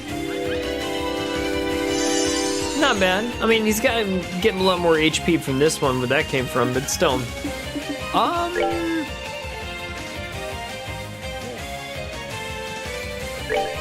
Actually, we're just gonna have Zin do his thing with this, and we're gonna have her purge Estelle. Shazam! Alright, so that's fine. Zin's gonna heal up Joshua, and everybody else will be in pretty good shape for this one going forward. I mean, now that we've killed like more than half of them, we should be in a much better position to actually take out the rest of the crew, so... Actually, this is a pretty good thing too, because you want to like build up everybody's combat points for the next match, which I believe is the final one. But let's just keep that in mind as we go forward with it. All right, Joshua, what do I want you to do? You can just do this. All right, Estelle, I'm just gonna have you hit this guy.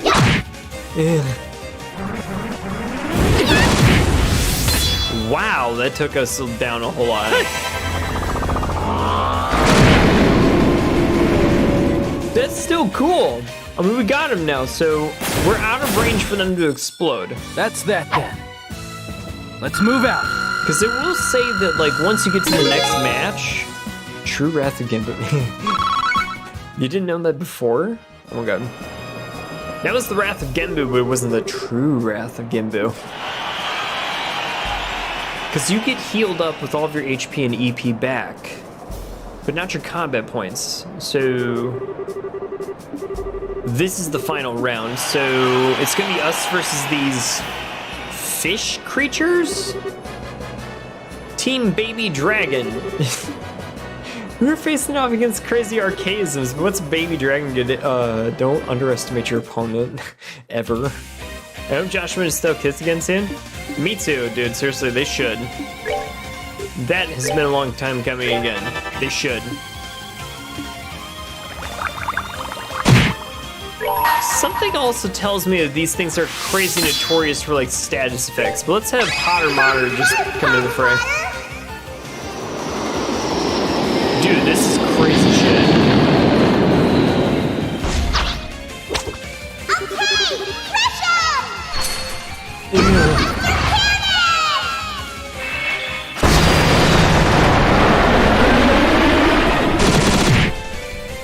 Okay, not too bad to start. She'll be able to do that shit again. Just needs to like hit a bunch of these people in like one succession or some of that. Technical nuke incoming? Dude. They should get a nuke out in this game. I'm just saying. Just saying. But no, what I'm gonna have Estelle do is actually jack up the rest of the party, specifically Joshua with his strength, so might as well. Might as well. You, morale on everybody. Guys, come on. I'm just gonna do this thing and see exactly how this one goes.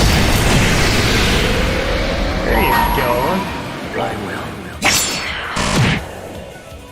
It's not bad so far. Oh, Joshua is still waiting for Julie and Mueller to get together. Dude! Now there's a pair that I'm actually rooting for, just because again, it's like, I mean, like, when you really consider it, those two actually should and could be an item with this one, like, for real. I mean, when you look at like their interactions with each other and everything, those two do have a thing going on. It's subtle, but it's there. It's there for sure. They just have too much of a sense of like duty to actually like really act on it, but they do have a thing with each other, I think. How about Olivier and Sherazard? Well, we all kind of know what happens there a little bit for those of us who played through Cold Steel 1 through 4 and everything, but still. You gotta get to it. You gotta wait for it, dude. You gotta wait for it. Oh, you know what we gotta wait for? We gotta wait for Joshua to use his thing on this critical track. So even if you get like beat up a little bit by these little baby dragons, that's perfectly fine, but we'll wait until Joshua can actually do his thing for this particular one over here so we can actually do some major damage. That should take care of all the little seahorses and stuff, but still, what I'll have him do now is just do this. Hit this guy down for a peg. And then Zin. It's like, what do I want to have this guy do? Earth wall. No, not really, but you can do this, Joshua. Come on, man. Cut him down to size. That's all of these guys. And the field is clear, ladies and gentlemen. Okay, not bad, not bad. Purge yourself still. We're good to go. Okay, now she's gonna get jacked up for an S-break over here for sure, but that's okay. No worries. You just hit him. Just hit him at this point. I think she's got this. Let's watch this actually too. Come on, Estelle!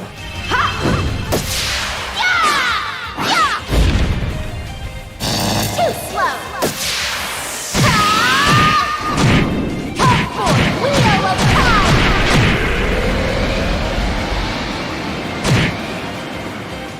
Nice. Perhaps one of the best single attacks in the game. We're good to go. Zing got leveled up like crazy. Match just decided. It's Estelle's team's one. Oh my god. So we get the reward for hard and normal, but like, is there anything after that? That was really quite a show of skill. Your matches were a joy to watch. There's brought a small token of my appreciation for bringing on a fine show. Spiritual, 10,000 money. You've now earned the right to challenge the Nightmare Arena. You will stand to find an invitation in order to do so, however. Should you find one, please do come back here. There's a Nightmare one? Oh my god, that's ridiculous. Side story of the arena is finished. Take on the Nightmare one, entering the door with the required allowing you to challenge it. Can you actually do this? Olivier kind of reminds me of Yusuke Kitagawa, not gonna lie. Oh my god, dude. He kind of does, doesn't he? Alright, first of all, we got a couple of other sun doors that we can actually attend to, so why don't we actually do that? I know that 4 is one that we can do as well, but let's do sun door 4 and then 5 and see if we can actually go into star door 14. And if we have to do the Nightmare Dungeon, we can, but let's see what this looks like. To choose left or to choose right, only the cards know what the future holds. If you wish to step inside, present the card that governs fate. Do it, dude. Oh man, what is this gonna look like? What's beyond this door? It's anyone's guess. But the sun doors are like mini games or something like that, but still. We'll have to see exactly if it's a mini game or if there's something else like a story type of thing, but I think these are gonna be mini games actually. I think you have to do starter 15 before starter 14. Wait, really? I shall grant you a memory fragment and my blessing.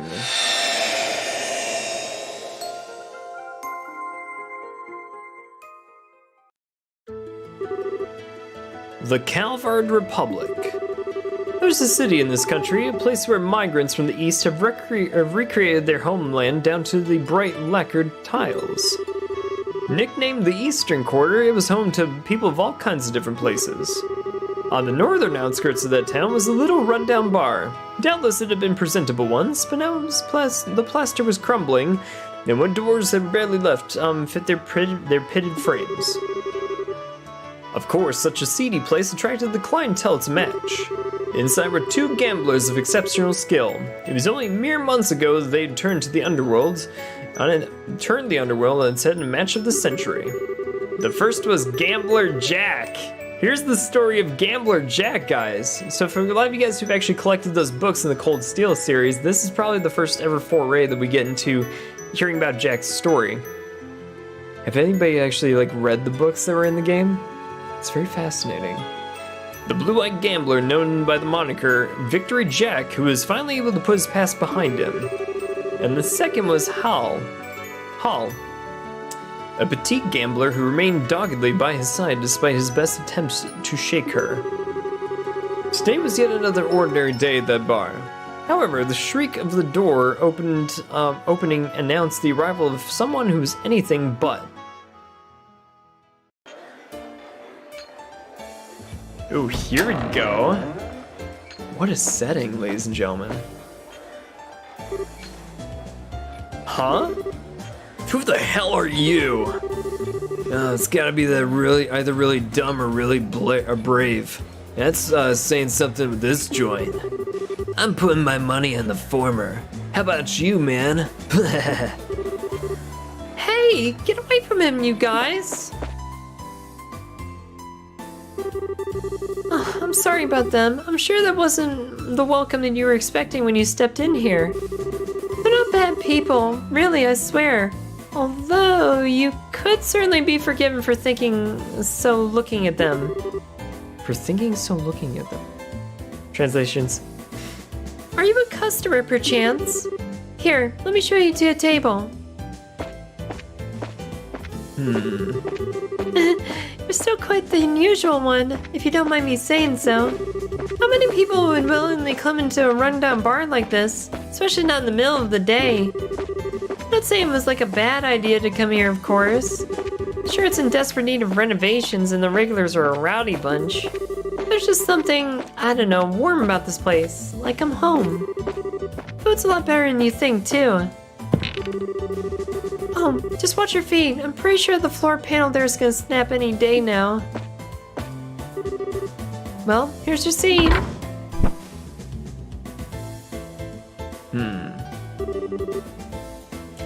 Anything you'd like to order? You don't look like you're here for booze anyway. How about something to eat?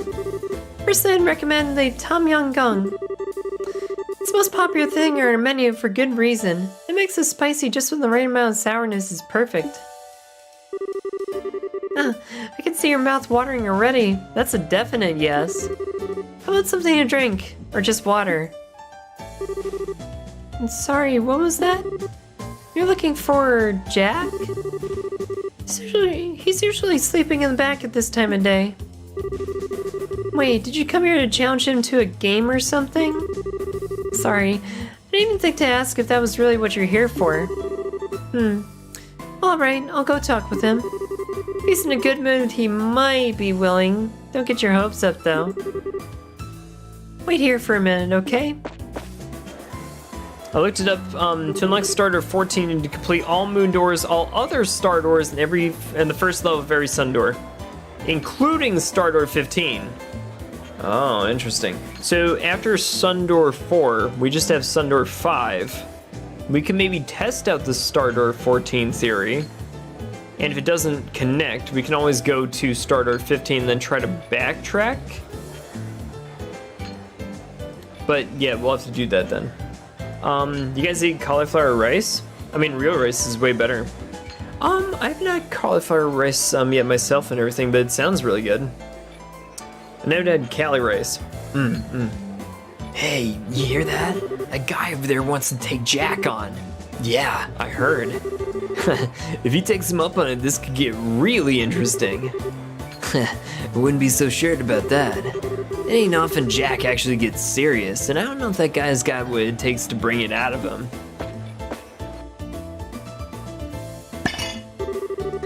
Well, here's the Tom Yum Goong you ordered. Eat it while it's still hot. Oh, and as for Jack, sorry, but he says he'll pass this time. Seems like he's still hungover from drinking yesterday. Doesn't even want to get up. I'm sure that's not what you wanted to hear after coming all this way to challenge him, but that's Jack for ya. Wait, I've got a good idea. How about you and I have a game first? If you beat me, I'll go bug him again. I'm sure you'd be totally interested in someone who's better than me. Surprised? I'm actually quite the gambler, you know. My name's Hal. I'm the daughter of the legendary gambler King. Not exactly a household name, but it's a pretty famous one in these kinds of circles. Fair warning though, I don't plan on holding back one bit, so if we're doing this, we're going all out. Plus, if I win, I'm gonna have to ask you to leave. Are you good with that? I'll take that as a yes. Let's move to a more suitable table, shall we? As for the game, how does blackjack sound?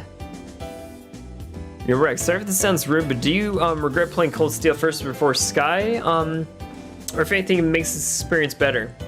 You know, Rex, it's one of those things too where I think like most people would probably start with the Cold Steel series if they never heard of this series beforehand, and I myself personally did myself. But then I went back to playing these games, and do I think it detracts from this experience and everything? No, if anything, I think it enhances this experience too, and it makes me want to go back and play all these games going forward up through the rest of the timeline and everything. So we're gonna catch up to the more modern games for sure too, by getting into Kuro no Kiseki eventually, but at the same time, if you started Cold Steel or you start with Crossbell or even Sky series, you're gonna find something to love about every one of these games too. So, yeah, no, seriously, start wherever and you will love these games. Trust me on that one. Are you ready? Let's get started. Oh wow! Hit or stand? I'm gonna hit. Shit. Sure you're cool with that hand? Well, whatever, it's my turn now. It's a draw. She busted too. Oh crap, did we both bust? I never expected that. You got lucky.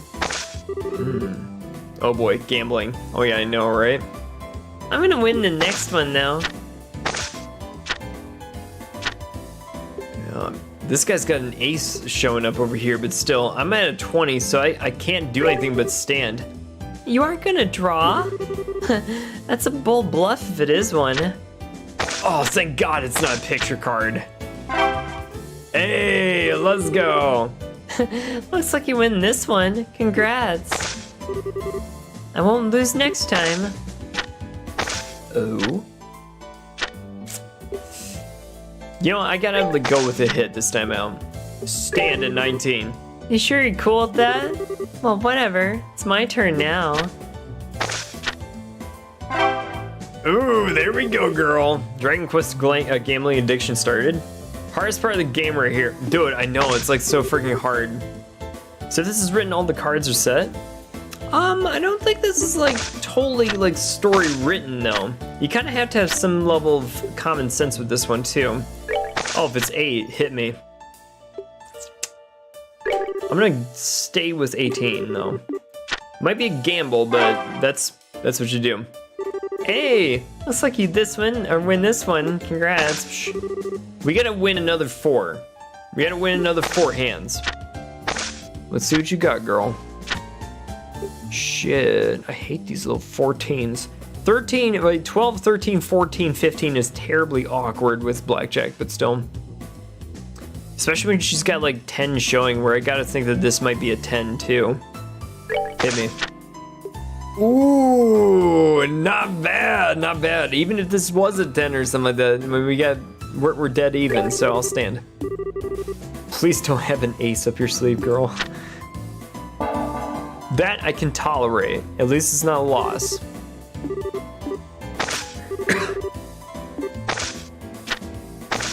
Seven.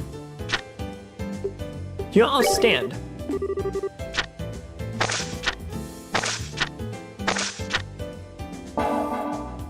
Damn, okay.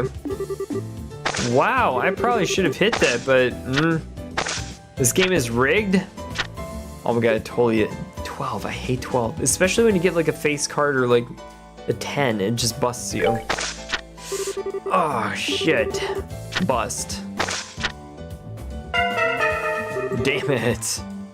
Uh-oh, did you go and bust? Should quit while you're ahead.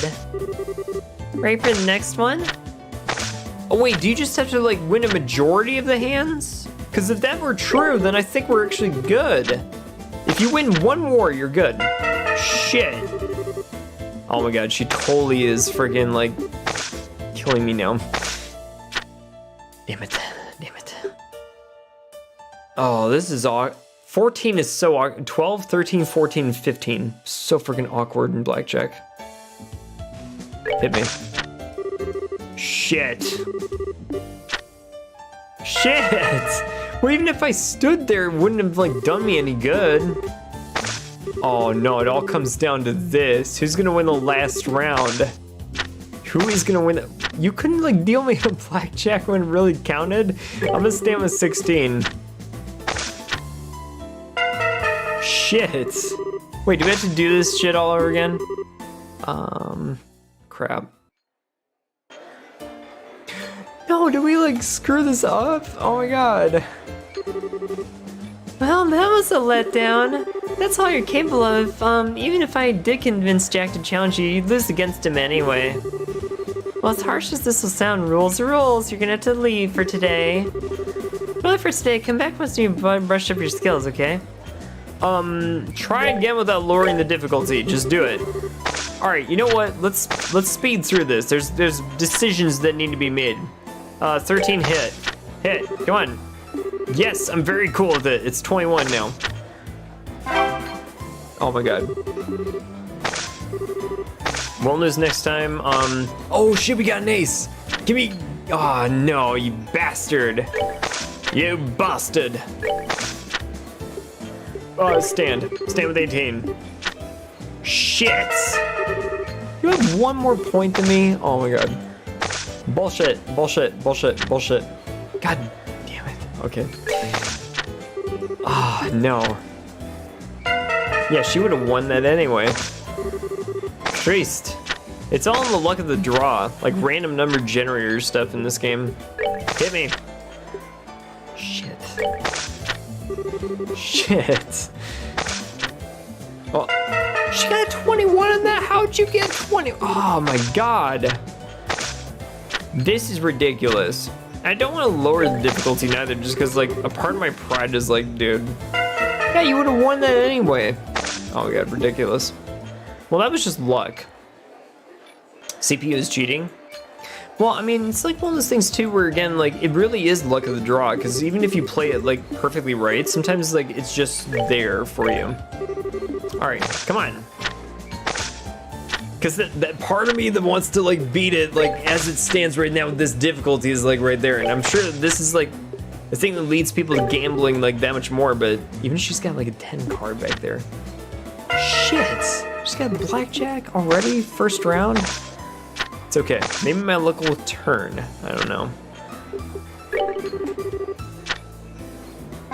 That is fine. Okay, we won that one. Okay, we'll lose next time. I have to stand, it's too risky. How? How? How are you doing this, girl, without cheating or something? Shit. Crap. Dude, she would have won that anyway. Like, ridiculously as much. Stand? Oh, wow. Okay, okay. We're still okay. It's not the worst thing in the world. It is the worst thing in the world. Shit. Ever played New Vegas? The casinos are a good hard limits. Alright. We had it going with that first round. I don't know what happened for these other rounds and stuff, but still. Come on, girl! Dude, seriously. Oh my god, Hal! You gotta be cheating, girl. You gotta be cheating. She's gotta be cheating. All right, come on. Come on. Hit me.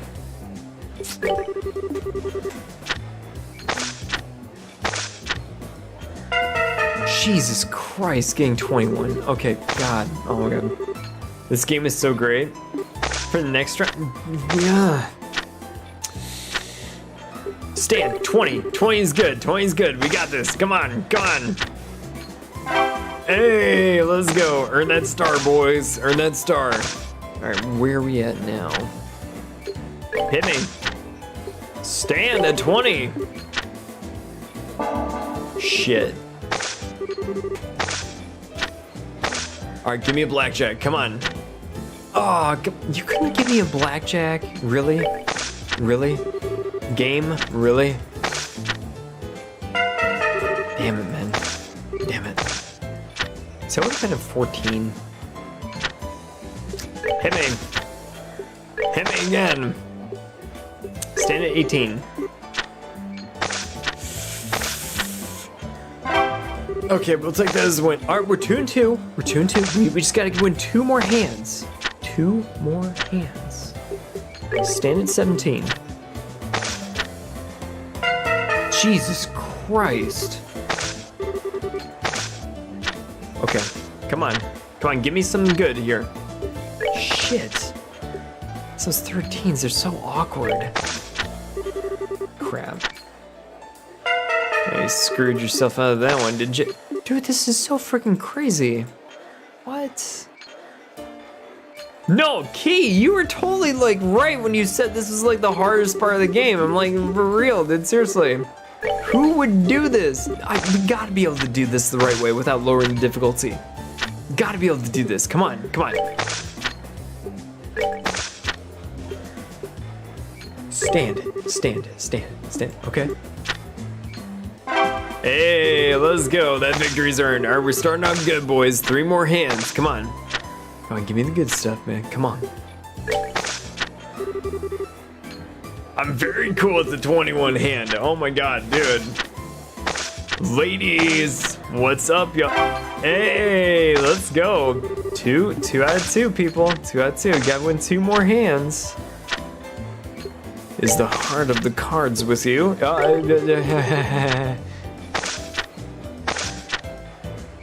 Hey, let's get 1 more hand. 1 more hand. Just 1 more. Just give me 1 more. Hey, stand with 19. That's pretty good. That's pretty good. I'll take it. I'll take it. I'll take it. Come on. No. Oh my God. That was too lucky. Stop. Stop. She's gonna go on a win streak, isn't she? Hit me.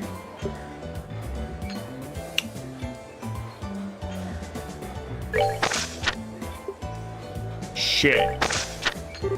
That was my fault. That was totally my fault. This shit stood. That's a draw. That's a stalemate. Okay. Shit. Oh my God. Oh, you were gonna lose that anyway. Yeesh. Would you like to take insurance? No. Well, no. Shit. Damn it. Damn it. God, this win streak thing is out of control. How do you do this? I don't know. I don't know. No. How? How? No. Get out of here. This door is gonna be just as long as the other ones, just because. You when you think that this door was gonna be like, when it was gonna be nice and simple and stuff, it totally like destroys you and stuff, just because. Hardest Trails boss right here. Dude, Key, you were not kidding about that. You were not kidding about it like whatsoever. This door is just as long as all the other ones are. How? How? She's totally rigging this game. Totally. Woman at Blackjack Bar, even McBurn is scared of her. Dude, Hal, like, is seriously the toughest boss in the Trail series. Shit. I can tolerate that. I can tolerate that. That's fine. 3 more hands. We need 3 with 3 more hands. Shit.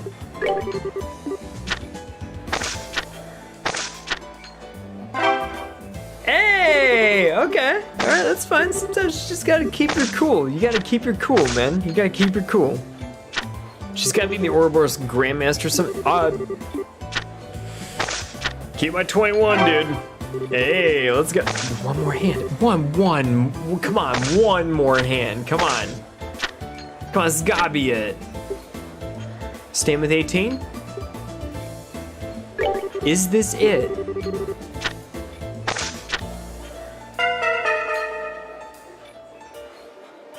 We could have drawn that 3 to get 21, but like, no, how? How? I just want 1 more hand. 1 more goddamn hand. How? This is it. This is it, boys. This is it. This has gotta be it. This has gotta be it. Why would you turn over another 21? I finally have 20. Stop. This has gotta be it. This has gotta be it. Come on. Come on. We finally did it, y'all. We finally did it. This victory was well earned, I will say. Looks like you win this one. Congratulations. Well, that's that. You won, stranger. Nice work. Oh my god, thank god. And we did it without lowering the difficulty. Learn the recipe for Tom Yum Goong, received $5,000, and... what's this? Wow, who'd have thought? You're actually pretty good. Alright, a deal's a deal. I'll go and talk with Jack again. Do we get to actually meet the guy? Wow, he actually managed to beat her? Looks that way, man. Maybe we get to see something interesting after all. Oh man, I'm tired. Is that Gambler Jack? There's a new face. So what, you that guy who beat Hal? My head's throbbing like a bitch. What? Well, there goes the floor. See, I told ya. I knew you'd be the one to break it.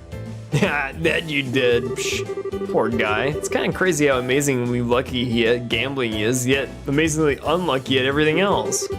Actually, it's probably less unlucky and more like him always being out of it. Hey, I heard that you. I'll take you on anytime you want. That's enough, you two. If you want to fight, you can take it outside. Last thing we need is this place ending up more rundown than it already is. Oh no, no, you're fixing that broken floorboard yourself, Jack. That's on you. Why do I have to do it? Glare. Ugh. Fine. Ugh, this sucks. Never thought I'd see Jack get so wrapped around somebody's finger. You're telling me, man.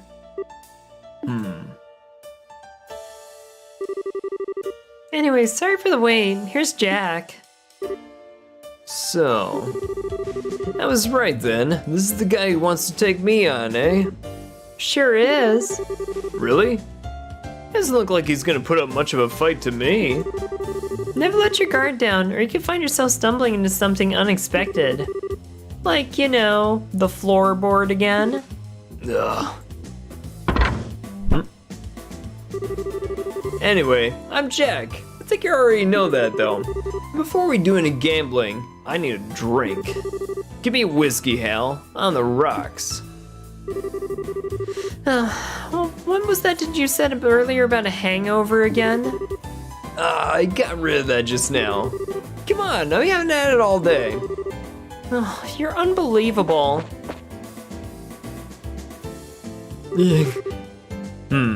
Hey man, did Hal catch your eye? Girl's about as sexy as a lamppost right now, but she's got potential. Couldn't tell you what made her want to work in a shithole like this, but here she is. Anyway, forget her for now. Let's talk about you, yeah? You're one brave guy to come in here on your own and out of the blue. I doubt many guys would have the guts to do that, or girls for that matter. Nice to see you two are hitting it off. Well, here's your drink, Jack.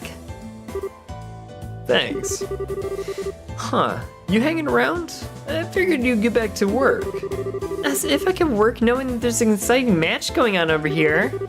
You're just giving me the okay too, so I'm gonna park my butt over here until you're done. Well, with an owner like that, it's no wonder this place is the way it is. Now, whatever. Let's get this over with. Here we go. You're the challenger, so I'm gonna be the one picking the game we play. I'm gonna go with the one I'm best at. Poker. We're playing poker now? Okay, let's get this thing over with. May the best man win, I guess. Oh, wow. Choose which cards to hold. Wow. Where do we want to go with this? I'm just gonna do that. Huh. Looking forward to seeing what you get. Choose which cards to use. 2 10s? That's the best I got. It's not much, but... Wait, you have to actually like pick ones to use. Okay. I also prefer poker or blackjack. You know, me too in a lot of respects and stuff, because you know you can actually do a whole lot with it and stuff, but still. Like, this one's very similar to the one that I played with a couple of friends and stuff like that, but still. I'm gonna hold on to these two, then change. Shit, not much. Then again, there's like not much to work with or some of that, but still, you gotta have your pair of 6s, but it's like 8, 7, 3 is the best you got. It's not much, but still. 2 pair? Oh, you bastard! Sorry about that. I guess luck was on my side today. Cheater. Alright, next game. Interesting. 2 4s. Oh, you gotta keep your jacks, dude. What if we raised him? Betting 2 stars, huh? Bring it on. I never turned down a challenge. Oh, let's do it. Let's do it, dude. Come on. Watch, this son of a bitch is gonna have like 3 of a kind or something like that, just to like mess with me or some of that. Oh, come on. Give me some 2 per. Oh shit, dude. Huh, a draw. Damn it, Jack. Damn it, Jack. 2 jacks. That's not much. Maybe just the 10? Oof. What happens when you fold in these games? Oh my god. There's not much! You literally don't have that much to work with! 2 pair to my 1 pair? Oh my god, we lose one more time, we freaking go down. We gotta win 1 at least. You gotta be kidding me. What happens when you fold? Oh, you just redraw. Okay. Okay. I mean, if that's an option or some of that, I'm very cool with that. It's not much. Shit, not much, like, if anything at all. I don't know. It's not much of that. You got 1 pair. Eesh. Highest pair wins? My queens overtake your 10s, sir.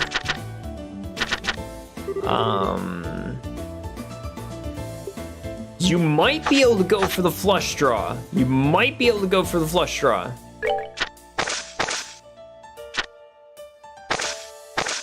You got a flush. Ooh, okay, not bad, not bad, not bad. This is pretty good, actually. Flush, baby. Read 'em and weep. Okay, all right. We actually won this time out. Crazy enough.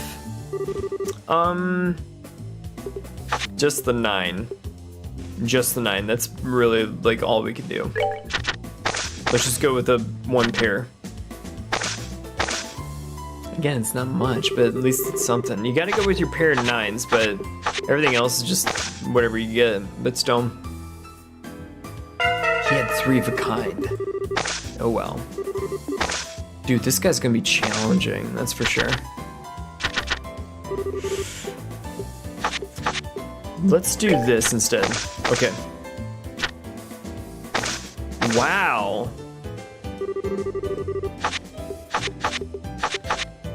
I mean, it's not the worst I've ever seen, but like, no pair. My 1 pair beats your no pair. All good. Alright, come on, man.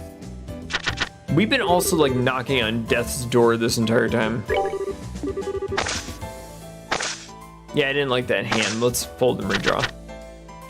I didn't know you could actually do that a whole lot. Well, I mean, you have to like wait until next turn or some of that, but still.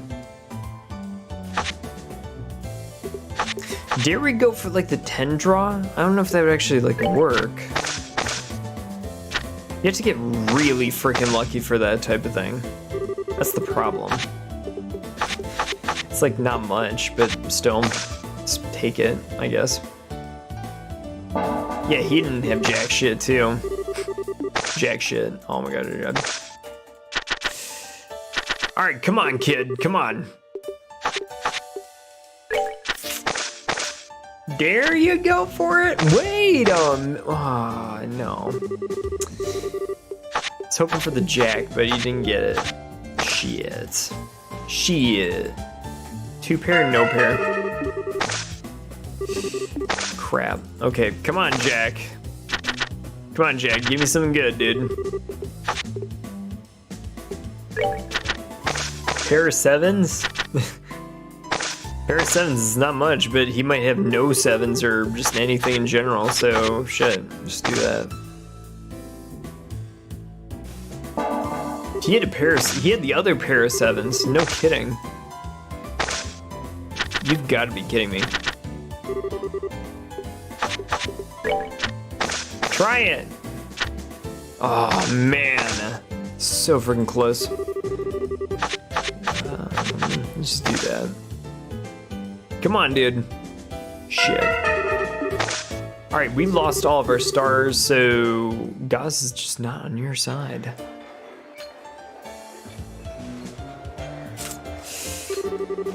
Hal wasn't blowing smoke, was she? After hearing you beat her, I figured you might want to give me some run for my money, but no such luck. I wasn't blowing smoke at all. I don't think he beat me in my pure chance.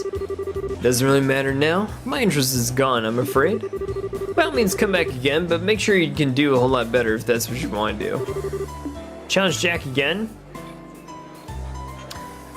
Here's a question. If we were to actually lower the difficulty, do we get a penalty for doing so? Like, that's another thing that as well we gotta, like, figure out. It doesn't look like it. So in the interest of, like, time, I'm gonna lower the difficulty and just give it a shot. Maybe we actually get lucky with this one, but still. I'm just gonna hold the 10 and just see exactly what's going on. Let's raise it. Just with the 10. Pairs of 10s. I mean, the difficulty was lowered, so I'm guessing this is actually gonna be pretty damn good for us, but what do I know, actually? Oh, get out of here. Fine. Difficulty lowered my ass. You were definitely doing something crazy with it.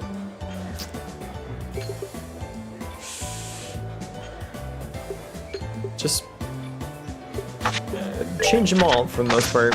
It's fine to lower it since it's so based on luck. Right, I mean, it's like, well, what do you do with this? There's like not much to like go off of it.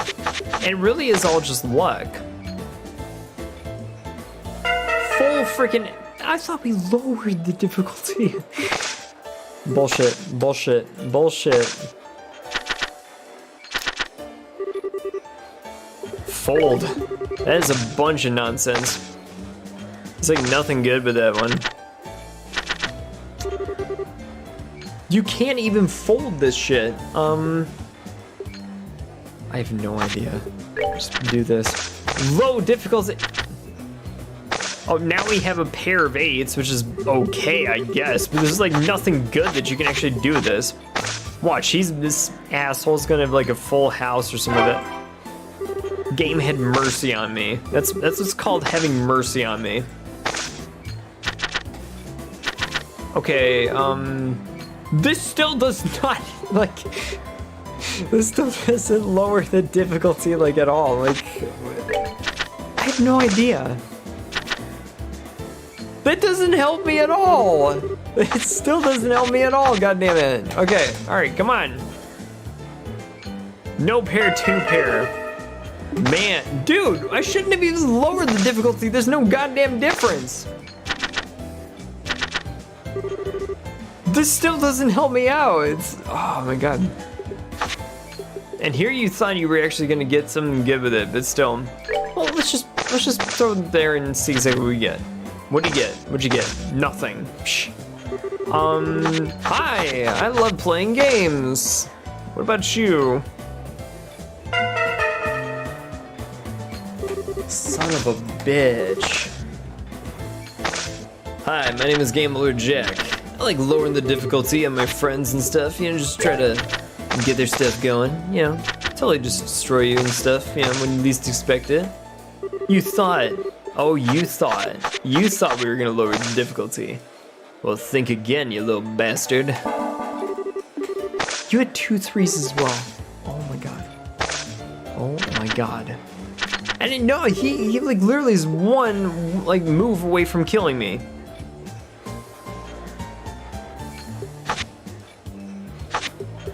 I don't freaking know.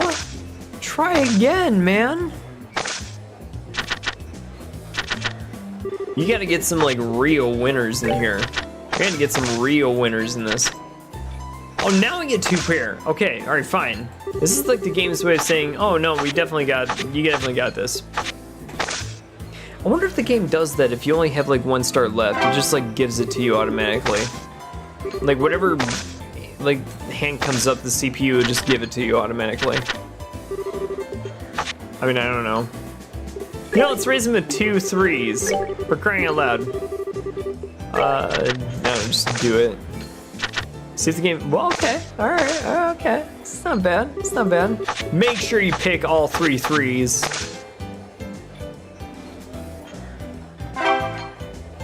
3 of a kind beats 2 pair, baby.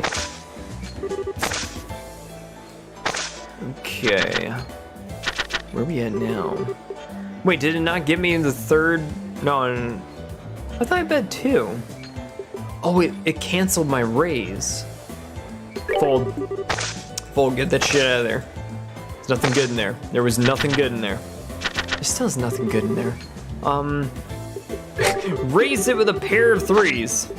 Try me, Jack.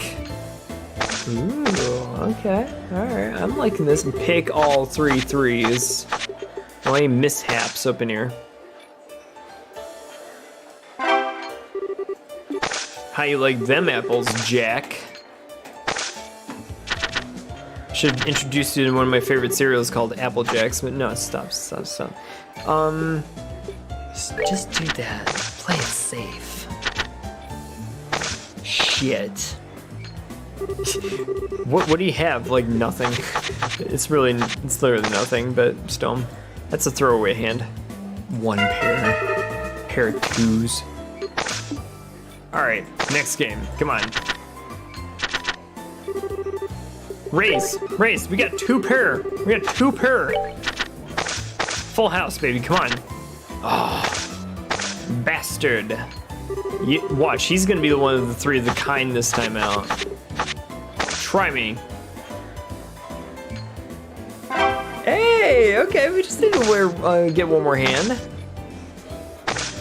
I think the CPU is also having a lot more mercy on me since we lowered the difficulty, but still, let's just do this.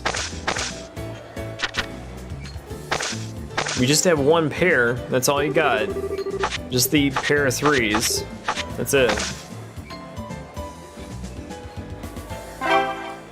Okay, alright, this one actually did have a lot more mercy on me, so I'll take it. Well, would you look at that? I don't expect that luck to hold out, stranger. Damn, you managed to get all my stars? Be proud, not just anyone can beat me. Yeah, we had to lower the difficulty in order to do it, but still. Maybe they give us less money as a payout. Huh. Well, I'll be damned. You're actually pretty good after all. You beat me fair and square. I ain't gonna make excuses. Are you kidding me? He actually beat Jack? Only because he was holding back. You know that as well as I do. The same couldn't have been true for his opponent, to be fair. Yeah, you're right. It's still a damn good game, though. Looks like we're at the center of attention now. I'd say we entertained the bar enough, at least. Can't say I'm thrilled with losing, but that's the first time in a good while that I felt the rush of a good gamble. I'll say, that was a great game to watch. I'm itching to play some poker myself. Anyway, if you ever feel like it, come on back, I guess. I'll try and make time for you if you do. But just so we're clear, you haven't seen half of what I can really do yet. You say that, Jack, but for all you know, it's gonna be you getting beaten next time too. We'll just see about that. Still, I feel the exact same way that he does. You're always welcome back here. I'd love to play you again personally. You better come back at least once, though. Got it? I need a chance to get my own victory against you now that you got one on me. Oh, wow. That's all for today. Well, that's a shame. Come back again sometime, alright? Oh, wow. So for those of you guys who play Cold Steel who've read the Gambler Jack books, that's the actual guy himself. Mirage Ring and a shit ton of money. Wow, they didn't actually lower the benefits that you get from that neither. Alright, hold on one second, guys. Let me see exactly what's going on with this one. You know, I think the last sun door is probably going to take too much time from what we actually do have left, so we're probably going to call it a night for tonight and pick this one back up on Saturday. Okay, so on Saturday, we're going to go into sun door number 5 and then see what's going on with the last star doors and hit into the finale of this game.